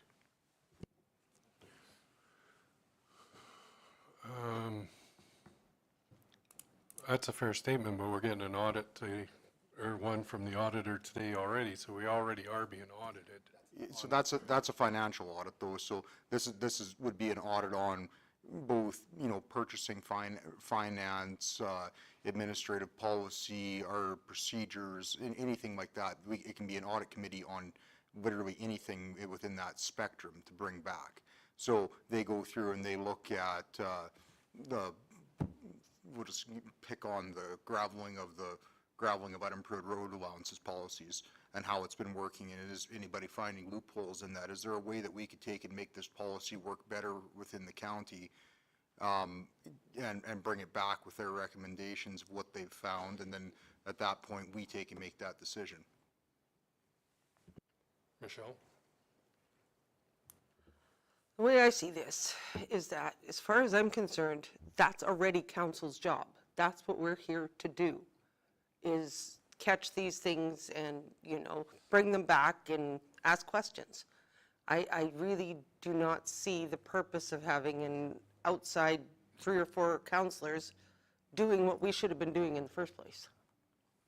And same with policies, like that's our job. It's our job to write policy, or not to write them, but to go through them and make sure that they're up to date and, bring back any concerns that we may have with them to discuss with everybody. So this is something I think that can be taken care of at Council of the Whole's meetings. Thank you. Anybody else? Dustin? I just want to rebut your comment a little bit on that, Michelle, because a lot of the times when we get a policy that comes back, it's been gone through by administration and not necessarily council as a whole. We go through it, we get it 4 days before, and that's our time to take and go through it and make our decisions on them. And that's fine if we all maybe don't have time in that 4 days to go through it in that level of depth. And in my opinion with it too, they can take it, even if we do bring that to a committee of the whole meeting, So whatever their findings are, and that's if they come back once a year, twice a year, whatever it may be, and that list of information comes to a committee of the whole, it's just that much more information that already that group of people has more knowledge on that they can take and they can speak on it on their behalf, and we're not just getting the administration perspective on it at that point. I think it's a way that we could actually take and get some really good ideas and some really good changes to some of our policies to actually make them work better than they are. I really like the idea of it. So are you saying committee or committee of the whole? When You said them both. they could come from the committee, it could come to the committee of the whole. So that could be our prerequisite to having our committee of the whole meetings, that, you know, a month or two or whatever it may be before we have a committee of the whole meeting, this committee meets and they take and they go through 10, 20 policies, whatever that number may be, and they take and they do spend that day and they do that brainstorming on what could be done and whatnot. And then we have some ideas coming forward to our committee of the whole that come from within council already, and we can do that. And we can, furthermore to that, now that I'm just thinking about it, that committee could be an alternating committee amongst council, so it's not the same people bringing the ideas forward. So if that, and then it's all of our perspectives. We all sit on it at random spaces with random people, and it's a different brainstorming session than when we're all sitting in the room. I like the idea of, you know, I think it's forward progressive thinking, you know, because when me and Michelle are sitting in a room together, we have a different opinion than when me and Dan are sitting in the room together. So we can bring stuff forward that may not necessarily have been thought of before. So it's, to me, it's a win for us if we use it properly. Michelle? I understand where you're coming from, but as someone who sits on several different policy committees, and everything I've read in here, that's council's job, is to go through policies. And I know that we haven't done that very often. Most of the time they come from administration. But I have seen a few just recently here that, I don't know if it's because I'm on so many policy committees that I can catch these things or what, but I would actually like to have a meeting, but I think it should be all of us, that we review policies on a regular basis. It says it everywhere I've read, it's council's responsibility to govern policies. So I don't know, that's just my opinion. Robin? So the intent of this is not to review policy. Its intent is to review the application of policy. And so, you know, if we have a policy that says this is how we do things, or here's how we do gravel crushing. And the gravel crushing is a good example because it's really what the first time that we ever talked about an audit committee, Shane, was with regards to the specifications. And so we might say, okay, we have a meeting that's coming up in 2 months. And because we're talking hypothetically right now of what that committee could look like, let's say that we said, okay, we're going to have a meeting in 3 months. We want to do a check on the total procedure on gravel crushing. We want to look at, you know, how are we calibrating our scales. We want to make sure, you know, what's the process that we go through to ensure that our specs are being met. And, you know, staff, please provide us with all of that and the policies that dictate that. Or purchasing, you know, with tenders and how does that work? It's, you know, we have those policies in place, and maybe some of this might say, hey, as a result of the conversation that we had in our findings, it might be worthwhile doing an edit on that policy because, you know, maybe the way that we've written it is hard to put out, and then that might come, you know, and I agree with you. I like your idea of rotating through. I would hate to see something like this go down because we don't know what the acceptable method would be. This might be a really good motion today to send it back to staff to come up with a couple of different ideas on what the makeup of this would look like, you know, to be discussed at the next meeting. I don't think that we're in any panic with regards to this, but the intent is not to be writing policy. The intent is to ensure that we're following it, and that the policies that we've written are in application are as good as we hope that they would be in theory when we write them in the first place, and that we're adhering to them. Richard? Couple of things I struggle with. One is the financial audit committee. I sit here and every month we get a financial statement. the bulk of the time, there might be one question, maybe two. We can stay on top of the financial situation quite easily with the reports that we get.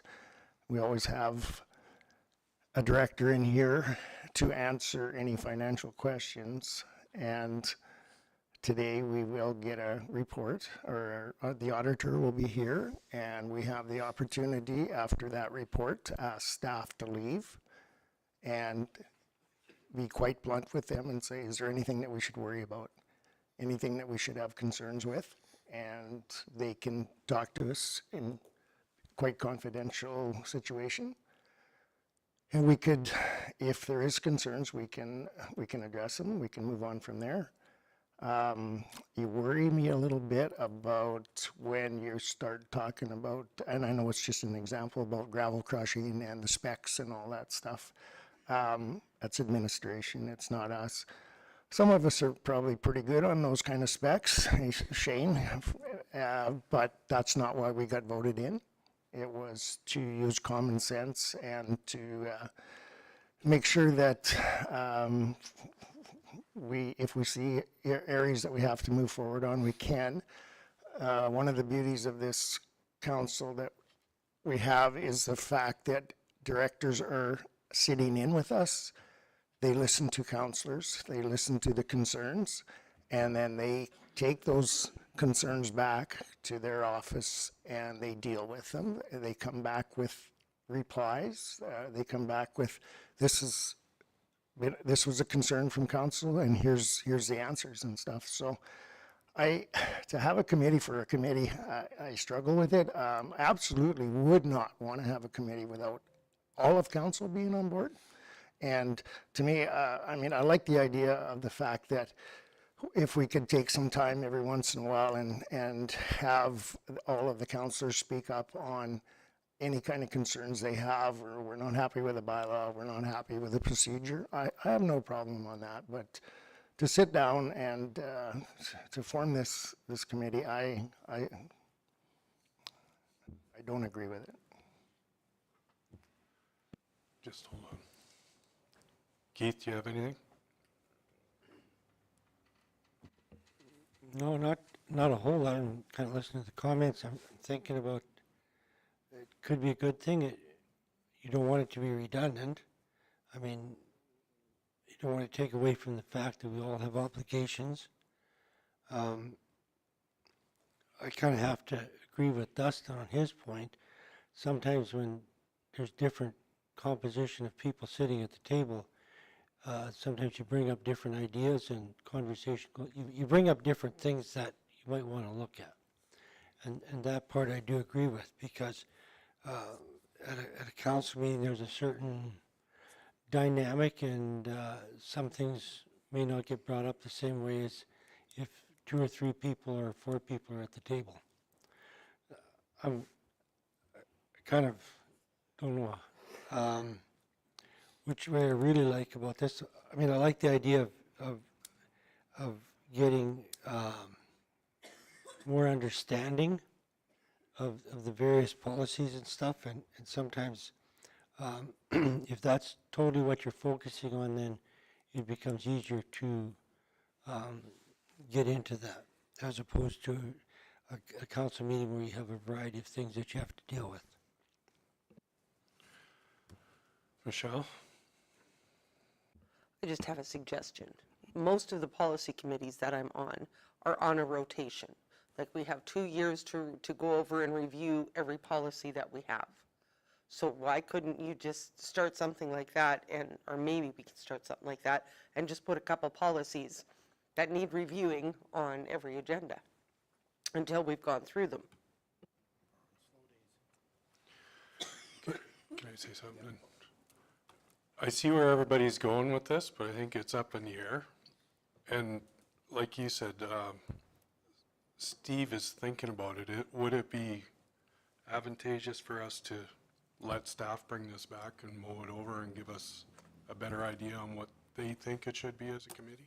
Well, I think that just to speak to my original motion and understanding the fact that that there is also the administrative approach. I want to be very clear that this is not a policy committee. That's not what this is about. I think, whether Richard and I are in a disagreement on this or not, his statement that we set the policies and then administration enacts them is 100% correct. My statement is that our role as council is also to ensure that administration is following our policies and procedures. And so oversight is important. It doesn't have to be in trying to catch somebody. Sometimes things just, whether we get into habits or whatever. And I also know that administrators at all levels are driven to stick to the policies and procedures as much as they can, and oftentimes have a hard time saying to council, this policy really sucks because. And the reality is that this kind of thing, we might discover something and go, okay, so why is this?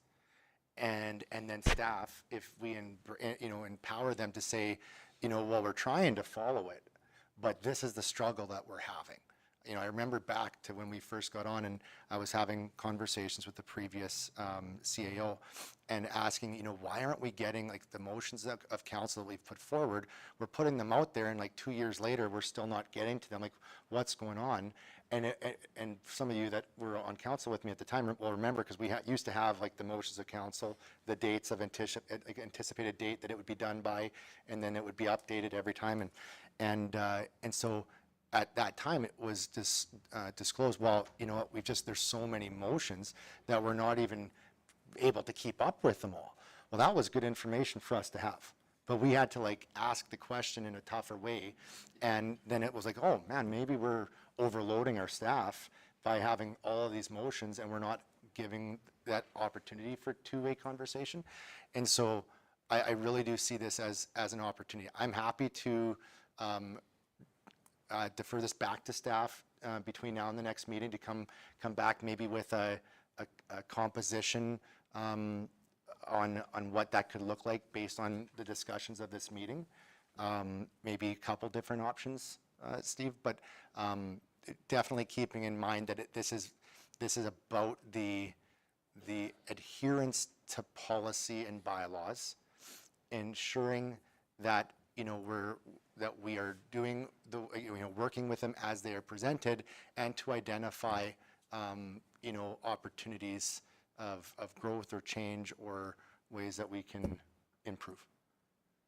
So with that, I would amend my motion to give back to staff is it enough time for the next meeting?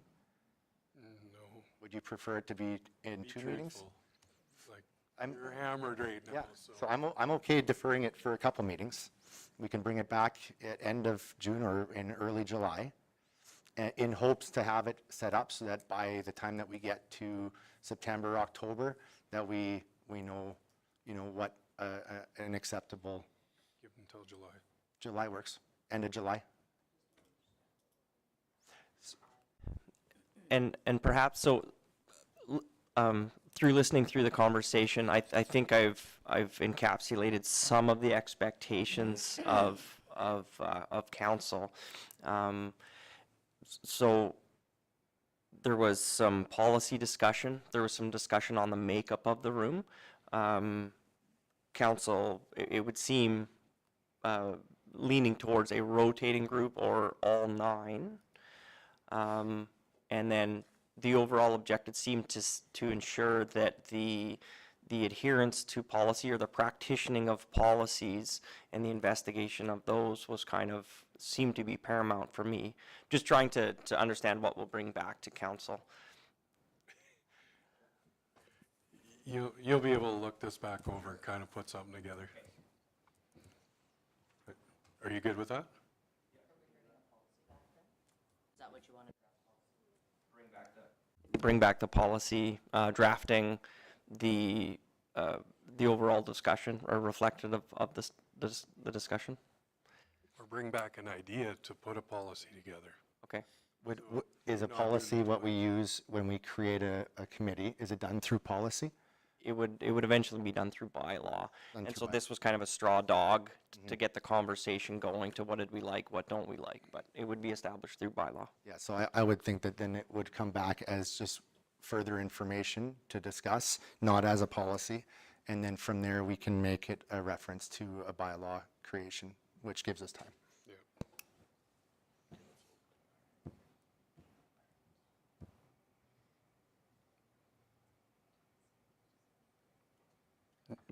I'm looking at our, through the chair, I'm looking at our legislative supervisor extraordinaire, and you know, perhaps we, as staff, we certainly could go back through and watch the tape to capture those, or perhaps this would be a wonderful item for committee of the whole to really be able to hash out some of the corners of this policy, and truly maybe we could nail down as a team, or council could nail down as a team the overall objective of what we're trying to achieve through this.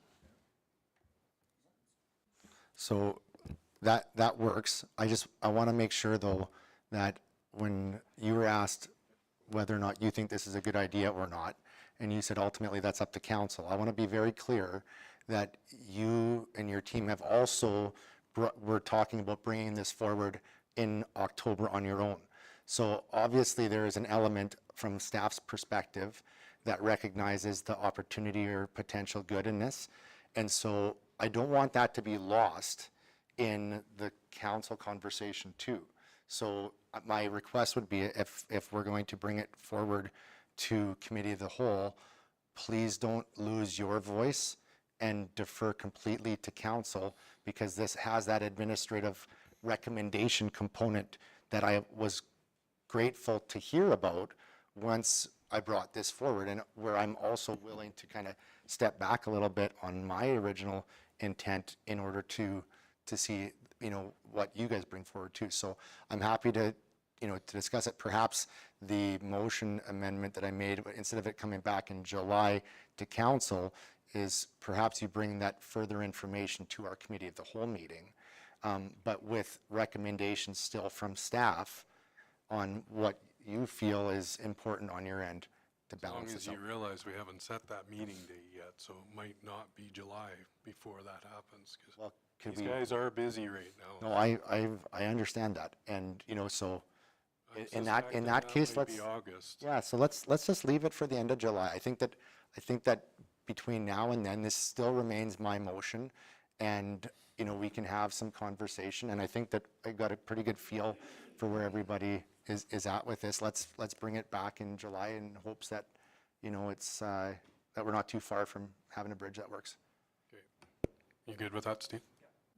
Yeah, I'm 100% fine with that. And so I'll just restate that when, as administration would recommend this committee, the objective from my recommendation, because that would be important to understand, was to be able to see some of the long-range financial implications and capital budgets alongside our investment, just to ensure that that long-term money is in place for sustainability reasons. That would be my number one objective of a group like that, but which is a little bit different than what I'm hearing from council, so a little bit to work through.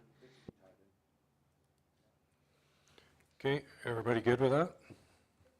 As I was done, can you read back the motion? No. We're just bringing it back in July, For information or whatever? for everything we talked about here. We're not even gonna vote on that, are we? You're bringing it back? Or do we need to vote on it? Okay, It's nice to have a motion. Direct administration to, a suggested motion may be direct administration to bring back the Finance and Audit Committee to second meeting in July. that's Robin's motion, instead of your first one. It's my amended motion. Okay. Okay, any questions on it? Vote.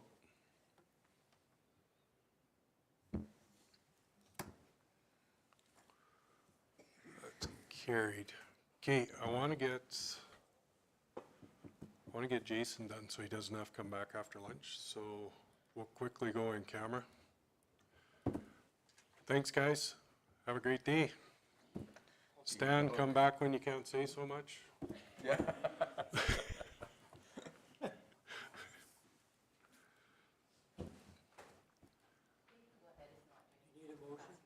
Yeah.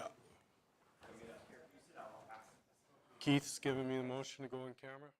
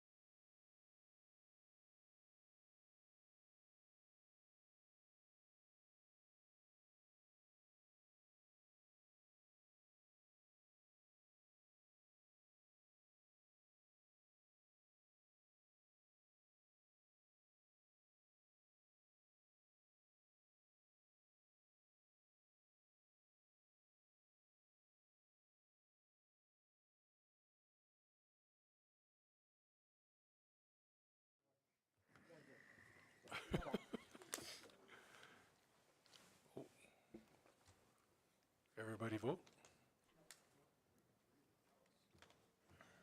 What's up there? Pay attention.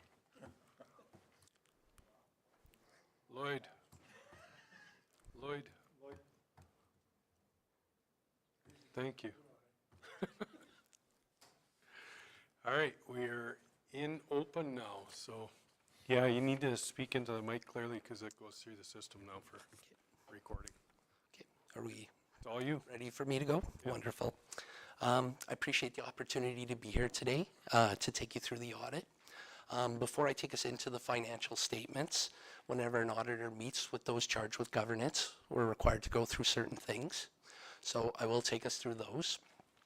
The first item would be independence. So just want to reaffirm that we take steps to ensure KPMG, myself, and everybody that works on the audit team is independent of the county. So make sure that nobody's related to anybody in a decision-making capacity. Make sure nobody has any financial interests with anybody that's in a decision-making capacity. This is usually where I make the joke. We're in southern Alberta, so I take a look around, make sure I'm not related to anybody. I'm not related to anybody on council, so we're good from that perspective. But seriously though, we do take independence important, and so we just reaffirm that we are independent. The next comment would be on the status of the audit, where we are now. So we've completed our audit in accordance with the Canadian Generally Accepted Auditing Standards. So we've carried out our audit and we're prepared to issue an unmodified or clean audit opinion, subject to our discussion today. The next item I'm required to talk a little bit about would be the framework. So as in prior years, the county's financial statements are prepared in accordance with Canadian public sector accounting standards. So that's the same framework you've used in the past, same framework that your peer group prepares their financial statements in accordance and all those types of things. Now, one of the key things when we look at this framework is just like every accounting framework, it evolves over time. And so this current year, there was a number of changes to the framework. The first 4, if you will, because there was basically 5 new standards this year. The first 4 really related to investments. So if we had equity investments or derivatives, they would have to be valued at fair value. So if we were to look at some of the cities and some of the municipalities where the municipal affairs has allowed them to carry equities, you'd see that they might have something called a statement of unrealized gains or losses. If you've looked at like the Medicine Hat College's financial statements, you'd notice they'd have stuff like that. Where you guys are largely carrying bonds, GICs, and those types of things, you don't see those fluctuations. They might have a fair market fluctuation, but because the cash flows are kind of steady and you tend to hold them to maturity, you're still able to report them in the same manner as you've done in the past. So really those first kind of 4 standards around investments really didn't have any impact on your financial statements. The last one though was the asset retirement obligation standard. And this standard basically required municipalities to go out and estimate what their legal obligations were attached to their tangible capital assets. So for instance, the easiest one to kind of pick on would be if we had a building that had asbestos in it. Therefore, there's a regulation that will require us to abate that asbestos. So what this standard would do is it would require management to look, identify where we have asbestos, and then book an obligation attached to that. So you're doing a little bit of estimates, which I'll talk about in a few moments. So when we look at this, this was not a minor undertaking. Management had to go out, do an inventory of all your tangible capital assets, and then assess whether or not there was a legal obligation related to the retirement of these. Because we're out in this neck of the woods, another example of this would be outside of the municipal world would be like oil and gas. So if any of you have looked at oil and gas financial statements, they've had to have asset retirement obligations with regards to wells for years and years and years. This new standard was trying to catch the municipal framework similar to some of those other frameworks. And so this standard's been coming for a number of years. This was the year where it kind of hit. So there's a lot of work from your team to get these estimates in place. The next item that we're required to talk about would be accounting policies. So when we look at the accounting policies used by management in your financial statements, everything is relatively consistent with the prior year, which is good. But there's a new policy this year because of the new framework with regards to asset retirement obligations. So when we're looking at your financial statements, you'll see that there's a new policy that's been added that talks a little bit about those asset retirement obligations and those estimates. It's going to be kind of a reoccurring theme during our discussion. I'm going to talk a lot about asset retirement obligations. The last item before I take us into the financial statements that I need to talk about is estimates. So in preparing any financial statements, estimates are required to be used. So when we look at the county's financial statements, there's really three areas where you guys have key estimates or significant estimates that as auditors we're required to really focus on. The one is areas around deferred revenue. So when we look at our financial statements, you'll see last year we had quite a bit of deferred revenue. This year we don't have nearly as much. And the estimate related to deferred revenue really comes down to when you receive money with an external stipulation attached to it. So if you get money that's for a certain capital project, you're not able to recognize that money into revenue until you've met those stipulations, or if it's for project X, until you spent that money on project X, you don't recognize that revenue. So one of the things as auditors, what we're required to do is look at those stipulations attached to the funding you receive and ensure that management's met those stipulations. The next area would be with regards to our tangible capital assets. So when you buy an asset like a grader, or you invest in infrastructure like a road, basically what happens is you incur the cost and you set it up as a tangible capital asset on your statement of financial position. Management then estimates how long they're going to use that asset, and they amortize it or expense it over the life of the asset. So for instance, if we buy a grader and we say we're going to use it for 10 years, we set up the grader and then we amortize it or expense it over those 10 years. So that's one of the key estimates that impacts your statement of operations quite a bit. As auditors, what we're required to do is look at that estimated useful life, look at your historical experience, look at your peer group, look at various things that go into how management's made those decisions, and just kind of assess whether or not it's appropriate, assess whether or not there's any bias in it or anything like that. There's no concerns, but just so you guys have a bit of a flavor for those estimates. And then the last one, again, coming back to my asset retirement obligation theme for the year. This is another area where there's quite a bit of estimates. So again, if we think about how this process had to occur, management went out, they did an inventory of the assets, they assessed where they felt there was a legal obligation, then they worked within their own expertise to estimate what it would cost to abate those, and then when it would be required to abate them. And again, so what we were required to do is look at the estimates, look at how they did their inventory, look at those types of things, and ensure it was appropriate. One other item, though, just with regards to asset retirement obligations, is this section, because it had such a dramatic impact on your financial statements, not just your financial statements, but most of the entities that adopt it, you were allowed to restate your prior year. Because, of course, when we look at the obligations attached to these liabilities, we've had them for a long time, right? It's not like they're brand new obligations just because the standard changed, right? If we look at a building that we've had for 20 or 30 years, we've had this obligation for 20 or 30 years. We don't just all of a sudden have it now. So the standard allowed you to go back and restate your prior year. So as we're going through the financial statements, you'll notice that the comparative column has been restated. Now there is a note in the financial statements that talks about the restatement, and that's very important for users of the financial statements, because if you were to take this year's audit and last year's audit and you open it up and you were to try to compare the numbers, they're different. And again, that's because you're allowed to have restated. Not that there was an error, but you're just going back saying, we've always had these obligations, we've had them for years. So there's a restatement this year. And so that's very important when we look through the financial statements, and very important when we get to the note that you'll see, in the note, it does a very good job of explaining it.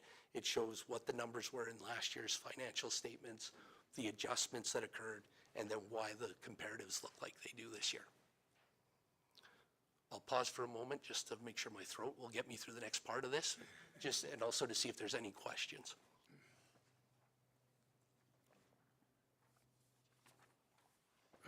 I don't think there's any, we understood this was coming through. It's been kind of preached on us for the last few years that it was coming up, so it's not a surprise. That's true. That's true. We have talked about it in the past, just this year was the year that it came. Yeah. So, and it's interesting, it didn't just happen in municipalities this year. It hit school boards, schools, post-secondaries, just everybody. So it was a very exciting year for a lot of people this year. So taking us into the financial statements, the first couple of pages are just the auditor's report. As I'd mentioned before, it's an unmodified or clean audit opinion. It just takes it through and it talks about the basis of our audit. So again, it indicates that we conducted our audit in accordance with generally accepted auditing standards. It further kind of goes down a little bit more, talks about our responsibilities under the auditing standards as well as management's. Now, while we assist in management in drafting the financial statements, the underlying information is the county's. So if we can jump to the first page with numbers on it, this is our statement of financial position. And this is essentially a snapshot of where the county was at December 31st. And again, just want to point out that when we look at the comparative column, you'll see that it's restated. It makes reference to note 3. So again, when we get to note 3, it basically, just to back up, is if we were to take this column and we were to compare it to last year's audit, some of the numbers are different, largely because we now have an asset retirement obligation, and we also adjusted our capital asset number related to that as well. If you were to compare them, they would be different. So note 3 takes us through and explains how that amount's different. So starting off, when we look at our statement of financial position, I'm just going to talk about some of the highlights and some of the variances. Right at the very top, we notice that our cash and cash equivalent is quite a bit higher than the prior year. And the main reason for that is just the factor of kind of our operations for the year, but also if we look a little bit lower, you'll notice that our investments are down a little bit. And really the change there is just, if we look at kind of what was going on with interest rates, the timing of when things were maturing, you just held more money in cash as opposed to in investments at this point in time. Moving down a little bit further, we've got our taxes and grants in places of taxes. You see a modest increase there. Again, when we look at the fact that we did see our property tax revenue increase, we saw a bit of an increase in our receivables as well. Coming down to our trade and other receivables, we do see a bit of a bump there. Some of this is timing. A lot of this has to do with the Borderlands project, so we have a bit of an increase in our receivables there. Again, just a matter of kind of the timing of when we were receiving funding and those types of things.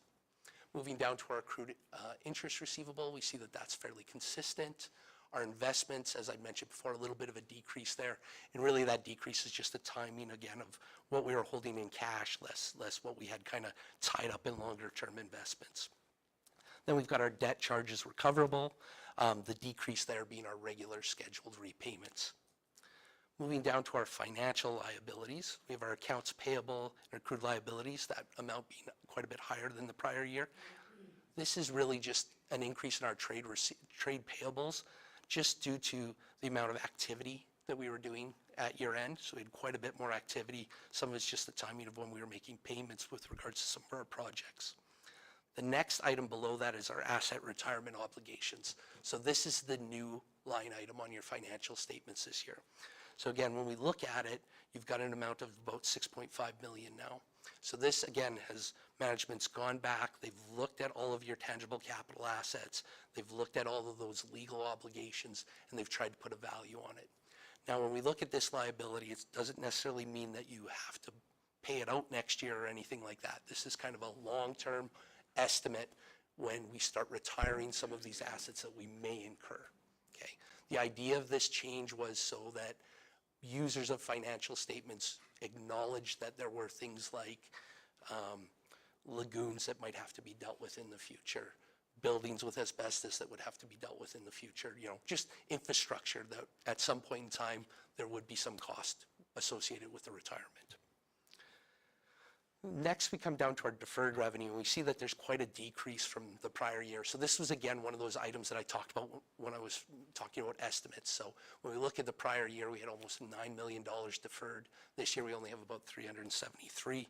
This is largely because we've spent a large amount of MSI and CCBF funding for capital purposes. So when we look this year, we finished a lot of capital projects. You guys had a lot of capital investment in the county this year. And so that's reflected partially, not just in our increase in our tangible capital assets, which you'll see below, but the fact that some of that deferred funding that we received for capital purposes has now been spent. Moving down to our long-term debt, we see a decrease there. And again, that's just our regular scheduled repayments of our debts. Below that, we have a line item called net financial assets. And this is a measure in the public sector accounting standards where if you were to take all of your financial assets, would you be able to cover off all of your obligations? And so the county still sees itself in a strong position and that we're still in a net financial asset position, even though we had to increase our obligations by about $6.5 million associated with that ARO. So again, when we look at, if you were to look at all of the municipalities across Alberta, not all of them are in a net financial asset position. Some are in a net debt position. So when we look at a municipality where they're in a net debt position, it doesn't necessarily mean that they're in a credit crisis or anything like that. It just means that they have long-term debts or long-term obligations like that asset retirement obligation where they have to earmark future revenue streams in order to meet those obligations. You guys are there's probably a fair number of municipalities that are maybe enviable of where you guys are, where you are in a position where you can cover off those obligations. Moving down into our non-financial assets, we have our capital assets. And you see that we have an increase. This is largely due to a number of projects that you guys finished this year. You had some work on fire halls, the Irvine Library. We had quite a bit of investment in roads, bridges. So a lot of infrastructure was completed this year. So we see that increase from 163 to just about 175 million. Inventory for consumption, we see that number increased quite a bit this year. There's a note a little bit later, but it really shows that increase is largely due to gravel. A lot of times when we start looking at gravel, it's a matter of kind of when we've done crushing and stuff like that. And then our prepaid expenses, relatively consistent with the prior year, just kind of fluctuates with kind of the timing of things, inflation and those types of things. Coming down to the very bottom line, we have our accumulated surplus. And this number essentially is the residual ownership the county has in its assets less its obligations. We see that we have an increase this year, and that increase is largely just due to the fact that we do have a positive bottom line, which we'll go through on the next page. The next page is our statement of operations. This page tries to tell the story of what occurred financially throughout the year. So at the very top, we kind of have our operating revenue. And so the very top number, we've got our net municipal taxes. We see that it increased over the prior year.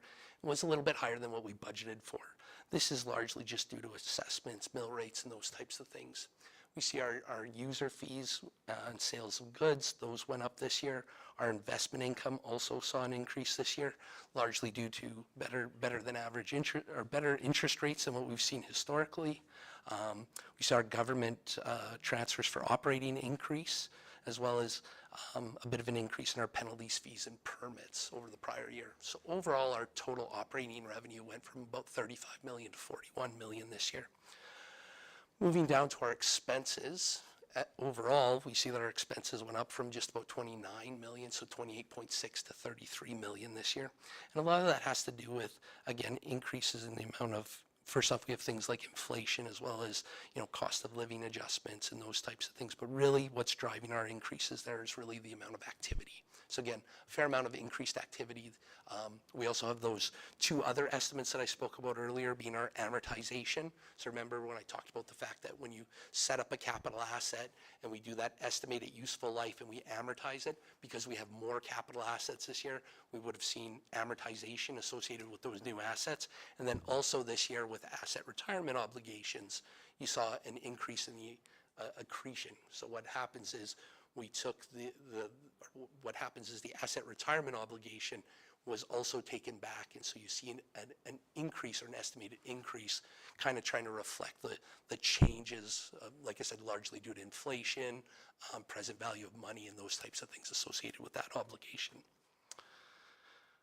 After that, we get down to an excess of revenues over expenditures for operations. It was about 8.4 this year compared to about 6.8 last year. So again, the increase there is largely due to the growth in our top line revenue.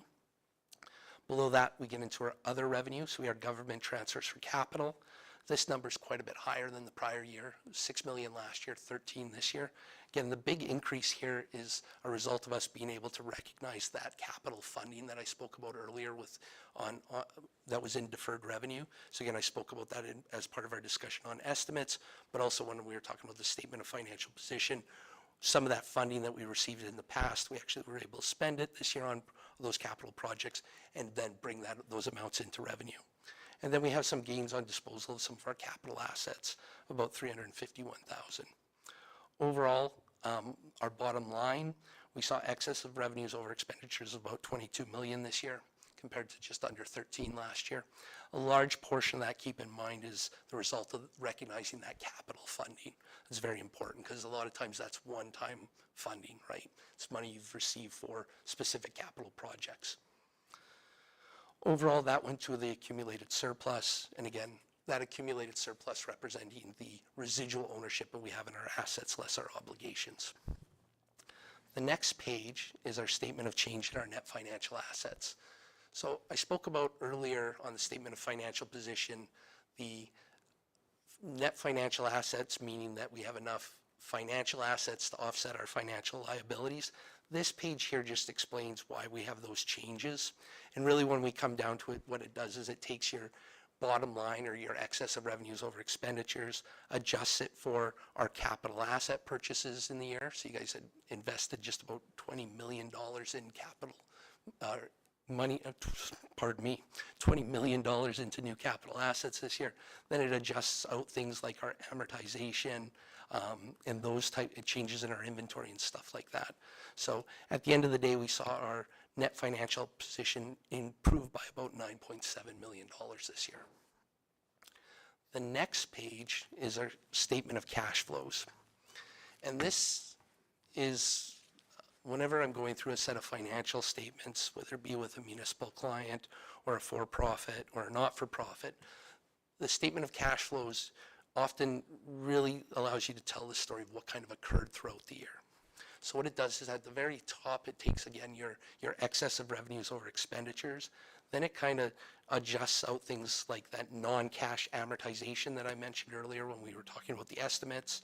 And then it talks about changes in our receivables and payables to kind of come down to a subtotal that's about halfway down the pages, which is about 20 million. Last year it was just under 23. That number there represents the cash flow from our day-to-day operations. So when we look at it, our day-to-day operations generated about $20 million this year. A little bit less than the prior year, but still very consistent when we think about those things. So the next question should always be, well, if we generated $20 million, how come our bank account didn't go up by that much? So that kind of helps us get through kind of the rest of the statement here. So right below that, we see our acquisition of capital assets. So when we look at it, we had about 20 million come in, and then we turned around and we had about $20 million in new investment. So, and then we kind of factor out the fact that we did dispose of some assets for about 1.1 million as well. Then below that, we see that we actually had a decrease in some of our long-term loans. We saw some positive cash flow from that. And then we also saw a decrease in some of our investments. Again, just the timing and those types of things. But largely when we look at it, we had a net inflow overall of about 5 million. The important thing to kind of look at it, if I was looking at it for kind of looking at the theme or kind of the story for the year was, you know, we look at it, our day-to-day operations, we saw, you know, again, a consistent $20 million come in. We turned around and we reinvested $20 million into the communities. I'm just going to pause again so the next we get into the significant accounting policies. I spoke about accounting policies a little bit earlier, and because my voice isn't normally that nice, I won't read through these. Thank you. But just looking at it, Most of your accounting policies would have stayed very consistent. So it isn't until page 7 that we see actually the new policy on your asset retirement obligations. So this is the new policy this year. Again, you wouldn't have had it in the prior year because we didn't, of course, have this as part of the framework. Other than that, the rest of your key accounting policies would have stayed very consistent. The accounting policy note goes on to about page 10. On page 10, we talk about some of our future accounting announcements. So similar to where in the past we talked about asset retirement obligations coming, we have 2 new sections that are also going to be coming in the future. They're on revenue and public-private partnerships. Now, initially right now, these aren't likely to have a significant impact on your financial statements, not like asset retirement obligations did. But again, it's always important that users know that these frameworks are always changing. Note 3 on page 11 talks about the adoption of the new accounting standards. And so if we turn to page 12, this is that table that I spoke about earlier where it kind of shows our amounts as previously reported, and then talks about the adjustment that's recognized through the adoption of the asset retirement obligation, and then the restatement of the prior year. So I recommend if you're having a hard time falling asleep tonight, have a real hard read through there. But the section, in all seriousness though, the section allowed people to go back and restate it just because, again, if you didn't go back and restate it, you didn't want to give make it look like all of a sudden we have these obligations. You've always had these obligations. You've had them for years. Just because the framework changed didn't all of a sudden make these appear. You would have always had these. Just now you have to account for them. Note 4 on page 13, we start to get into the notes that give us a little bit more information on some of the numbers on our statement of financial position and operations. So we look at note 4, it just kind of takes us through our cash and cash equivalents. So cash equivalents being, our short-term holdings and those types of things. 5, taxes and grants in lieu. So again, just in general, we did see those numbers increase. Again, we saw our tax levies increase, so we do have a little bit more in receivables at year end. Note 6 takes us through our investments. So this does still show that we do have some changes in market value, but again, due to the nature of the investments that the county holds, you hold them to maturity, so you don't actually suffer from the fluctuations in the market value, which again, when we look at that investment standard that came in this year was largely so that entities that held equities where there may not be a recovery, right? They were required to kind of book those things. But again, where you guys buy bonds and hold them to maturity and those types of things, even though there may be short-term fluctuations, in the long run, you're still getting your value back. Note 7 takes us through our inventory, again, showing that increase in gravel. Note 8 gives us a breakdown on the debt charges recoverable. Again, that decrease from the prior year just being our regular scheduled repayments that we've received. Note 9 is just an abbreviated note showing the net book value of our assets. There's a schedule in the statements that gives us a full breakdown of our capital assets showing the cost less the accumulated amortization. Note 10 gives us a breakdown of our deferred revenue. First, at the start of the note, it just kind of shows how the money flowed through it. And then down below, we kind of show the deferred revenue by sources. As you can see, last year we had quite a bit of MSI and CCBF funding that was being deferred. This year, as part of our capital reinvestment, we saw us spending that money, recognizing it into revenue. Note 11 brings us through our long-term debt and also kind of outlines kind of our anticipated repayment over the next few years. Note 12 is a new one this year. Page 18. This takes us through the asset retirement obligation. It just talks a bit about our asset retirement obligations and again, shows us the value and the accretion expense that we're incurring in the year. So this year we had a non-cash increase in our asset retirement obligation, just trying to reflect the fact that as time continues on, we'll see inflation factors kind of drive this obligation up. Note 13 takes us through our debt limits. So under the MGA, we're just required to disclose what our debt limits are and show the amounts that are being used and the amounts that are still unused. Note 14 takes us through our accumulated surplus. As I mentioned before on our statement of financial position, the accumulated surplus is the residual ownership, if you will, the county has in its assets less its obligations. It's always important when we look at our accumulated surplus, it's best to kind of think about it at being in kind of three buckets, especially when we look at how big the number is. When we look at it, we've got just about 290 million there. When we look at it and we look at those three buckets, the one at the very bottom of that note, equity and tangible capital assets, that represents the net book value of all your capital assets.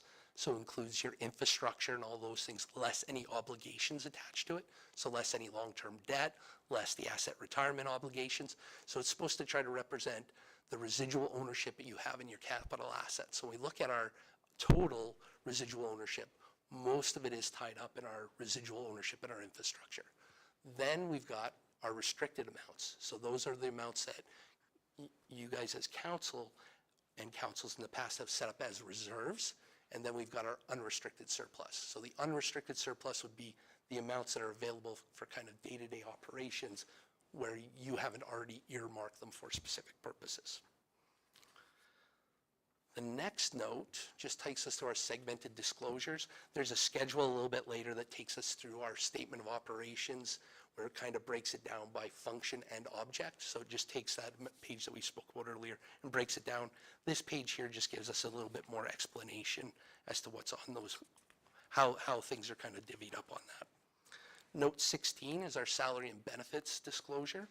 Under the MGA, this is required disclosure. So again, it's just presented here for information. Note 17, on page 24, takes us through the local authority's pension plan.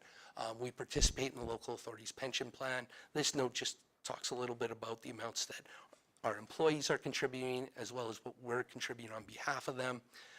It just speaks to the fact that the total pension plan is currently in a surplus as well.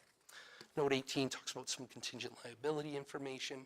Note 19 talks about financial instruments. So it just talks a little bit more about whether or not we have any interest rate risk, credit risk, or liquidity risk that are not already talked about elsewhere in the financial statements. Again, most of these things are already touched on elsewhere, except for we talk a little bit about our credit risk on our receivables. We do have because of just the nature of our business and stuff like that, we do have a couple customers that kind of make up a good portion of our receivables. Those tend to be dealt with by after year end by the time we get together, but it's just some information there. Note 20, some information on when the budget was approved. 21, our comparative information has been changed as mentioned before. None of those changes had any effects on prior year's earnings. And 22, approval of the financial statements. Ultimately, these need to be approved by you guys. Then we get into the schedules. It's not done yet. Hold on. So the schedules, similar to the notes, take us through some of the other information, again, providing a little bit more detail to some of the numbers on our statement of financial position and operations. So Schedule 1 just gives us a breakdown of our schedule of government transfers, kind of showing where some of the operating money comes from. So again, it's coming from the province. Some of it's unconditional, some of it's conditional. Then we look at our capital. Again, a fair amount of it being provincial conditional funding, and then a bit of federal government funding as well. This again kind of plays into that key items on the deferred revenue and that estimate that I spoke about before, right? So when you have conditions on the funding, that's those stipulations that you're trying to meet in order to recognize that revenue. Schedule 2 is our statement of segmented disclosures. So again, what's happening here is we take your statement of operations, we're trying to break it down by both function and by object. So again, it just kind of shows some of the interrelationships in those specific departments. Schedule 3 is our statement of our schedule of changes in accumulated surplus. When I was talking about the note on our accumulated surplus, or that residual ownership we have in our assets less our obligations, I talked about there being 3 buckets. This page here just kind of shows the relationship between those 3 buckets. The next schedule, Schedule 4, is our schedule of net municipal taxes. So this shows our gross tax levy less our requisitions. Schedule 5 shows our expenses by object. So again, when we start looking at our expenses on our statement of operations, it's by function.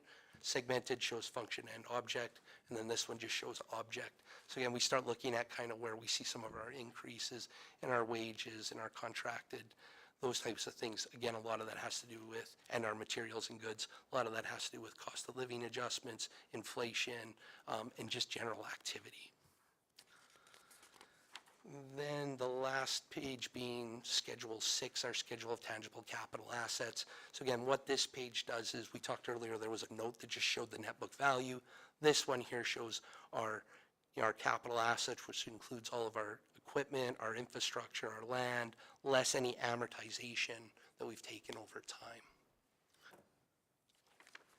That was a sprint through your financial statements. I realize that I'm usually tough to listen to. I imagine today was even worse. I apologize for that. No, actually, you're pretty good today. Robin? It's faster when his voice hurts too, so. That might be the case. The question I had is, usually comparing year over year is simple because the practices are the same. But with the change in the regulations and the way that we had to file this year, does that make year over year comparisons maybe not as accurate, or were some of these things that we've had to do now backdated as well, so that each year? That's why you're doing the restatement, is so that you can compare Gotcha. the current year with the comparative on here. Gotcha. It would be, That was the extra work, yeah, basically, then. you wouldn't be able to, let's say we pulled last year's audit and you opened it up, like I said, sure, the 2022 numbers wouldn't agree. Yeah. The 2021 hasn't been restated in last year's audit. Yeah. This was basically taken back as if it's been restated. Okay. So on this statement, you would be able to compare them. Okay. So one of the things, actually, if we were to look at page, I think it's note 12, just not sure what page it is, our asset retirement obligation on page 18. So it's been, the asset retirement obligation was taken back as if it existed at the end of 2021 with a value of 6.1 million. And then there was an accretion booked in the 2022 year on here in your comparatives, on your restated comparative. Okay. And so there is that adjustment there. Okay, perfect. Thank you for clarifying that. Lloyd, you got lots of questions over there? Did we wake you up? Was that exciting? Anybody have any questions? There's a few of us that are starting to understand it a lot better, so. That's excellent. That's one of our goals. Yeah.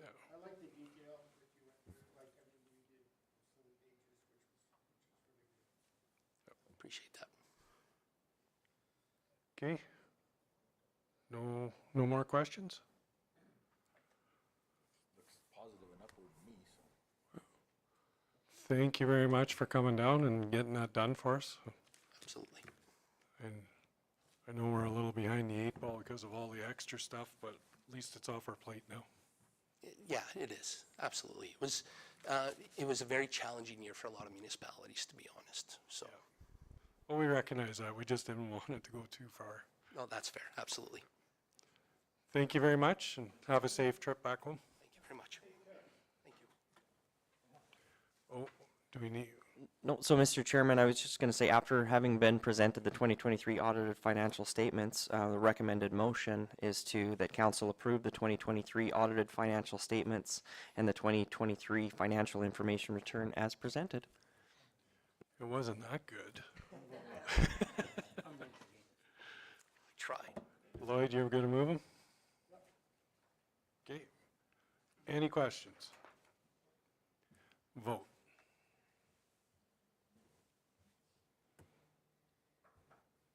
And there you go, sir. Carried. Thank you, guys. Hope the rest of the day is productive. Ball's going, thank goodness. All right, move to go back in camera. Yeah. Keith is moving that. Vote.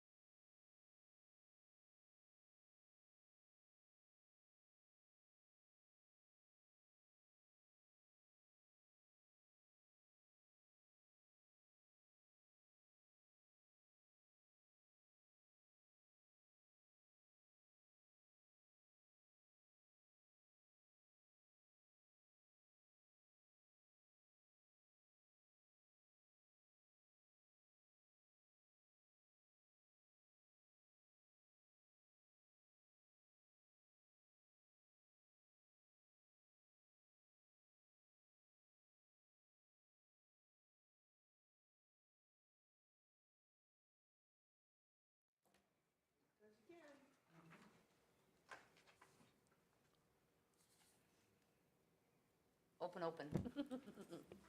Okay, so now that we're in open, 9.1, do you have it to bring up, Les? Yeah. Yes, I do. 1 second,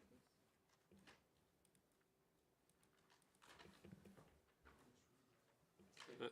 The council direct administration to proceed with the road cancellation and the cancellation resolution and return the title portion of the road allowance along Black and White Trail, approximately 350 meters long by 5 meters wide within the north 695 W or west 4M. Jeez.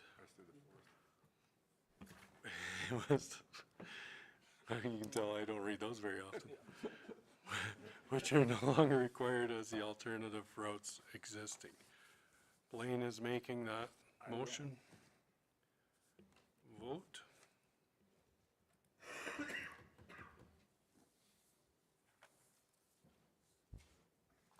That's carried.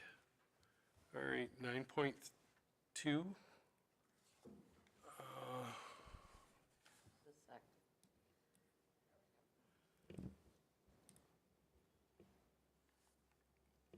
that where we're on? Do you want this one, Robin, or do you want? Yeah, Okay. do you want to give, Do you want me to read it? I'll read it. your preamble on? Yeah, I'll do that before you make the motion. Yeah. Okay, so this motion that's coming up was brought, last one was for us to come out of the ICF meeting. With that decision, we got a lot of phone calls and a lot of contact from counselors. I think everybody understands that we're trying to get something done, and it was great context that was put forward, and council on the city side wants to try and work this out and see where we're going to go with the IDP. So it was a good positive to bring that forward. So Robin, you want to read off your motion? Yeah, so in light of that response, I'm prepared to make the motion that council postpone a decision to withdraw from the intermunicipal committee to the September 4th, 2024 council meeting in order for us to pursue some of these opportunities that have been brought up through these conversations. Yep. Hopefully we get it all done. Yep. It's been positive, so. Any questions? Vote.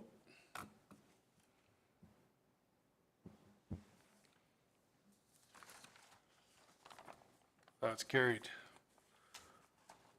To run along with that motion for 9.3 or 9.2.2, I guess.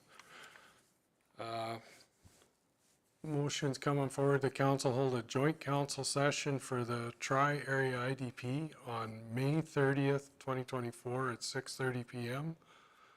Location to be determined. This is for all the council to be there and the CAO of each council. Keith is making that motion. I don't have much to add to that other than it was good that everybody could get together and get a date so quickly. I asked for it last week and the city got it together, so did the town. So I think we'll be having good discussions on May 30th. Any questions on the motion? Vote.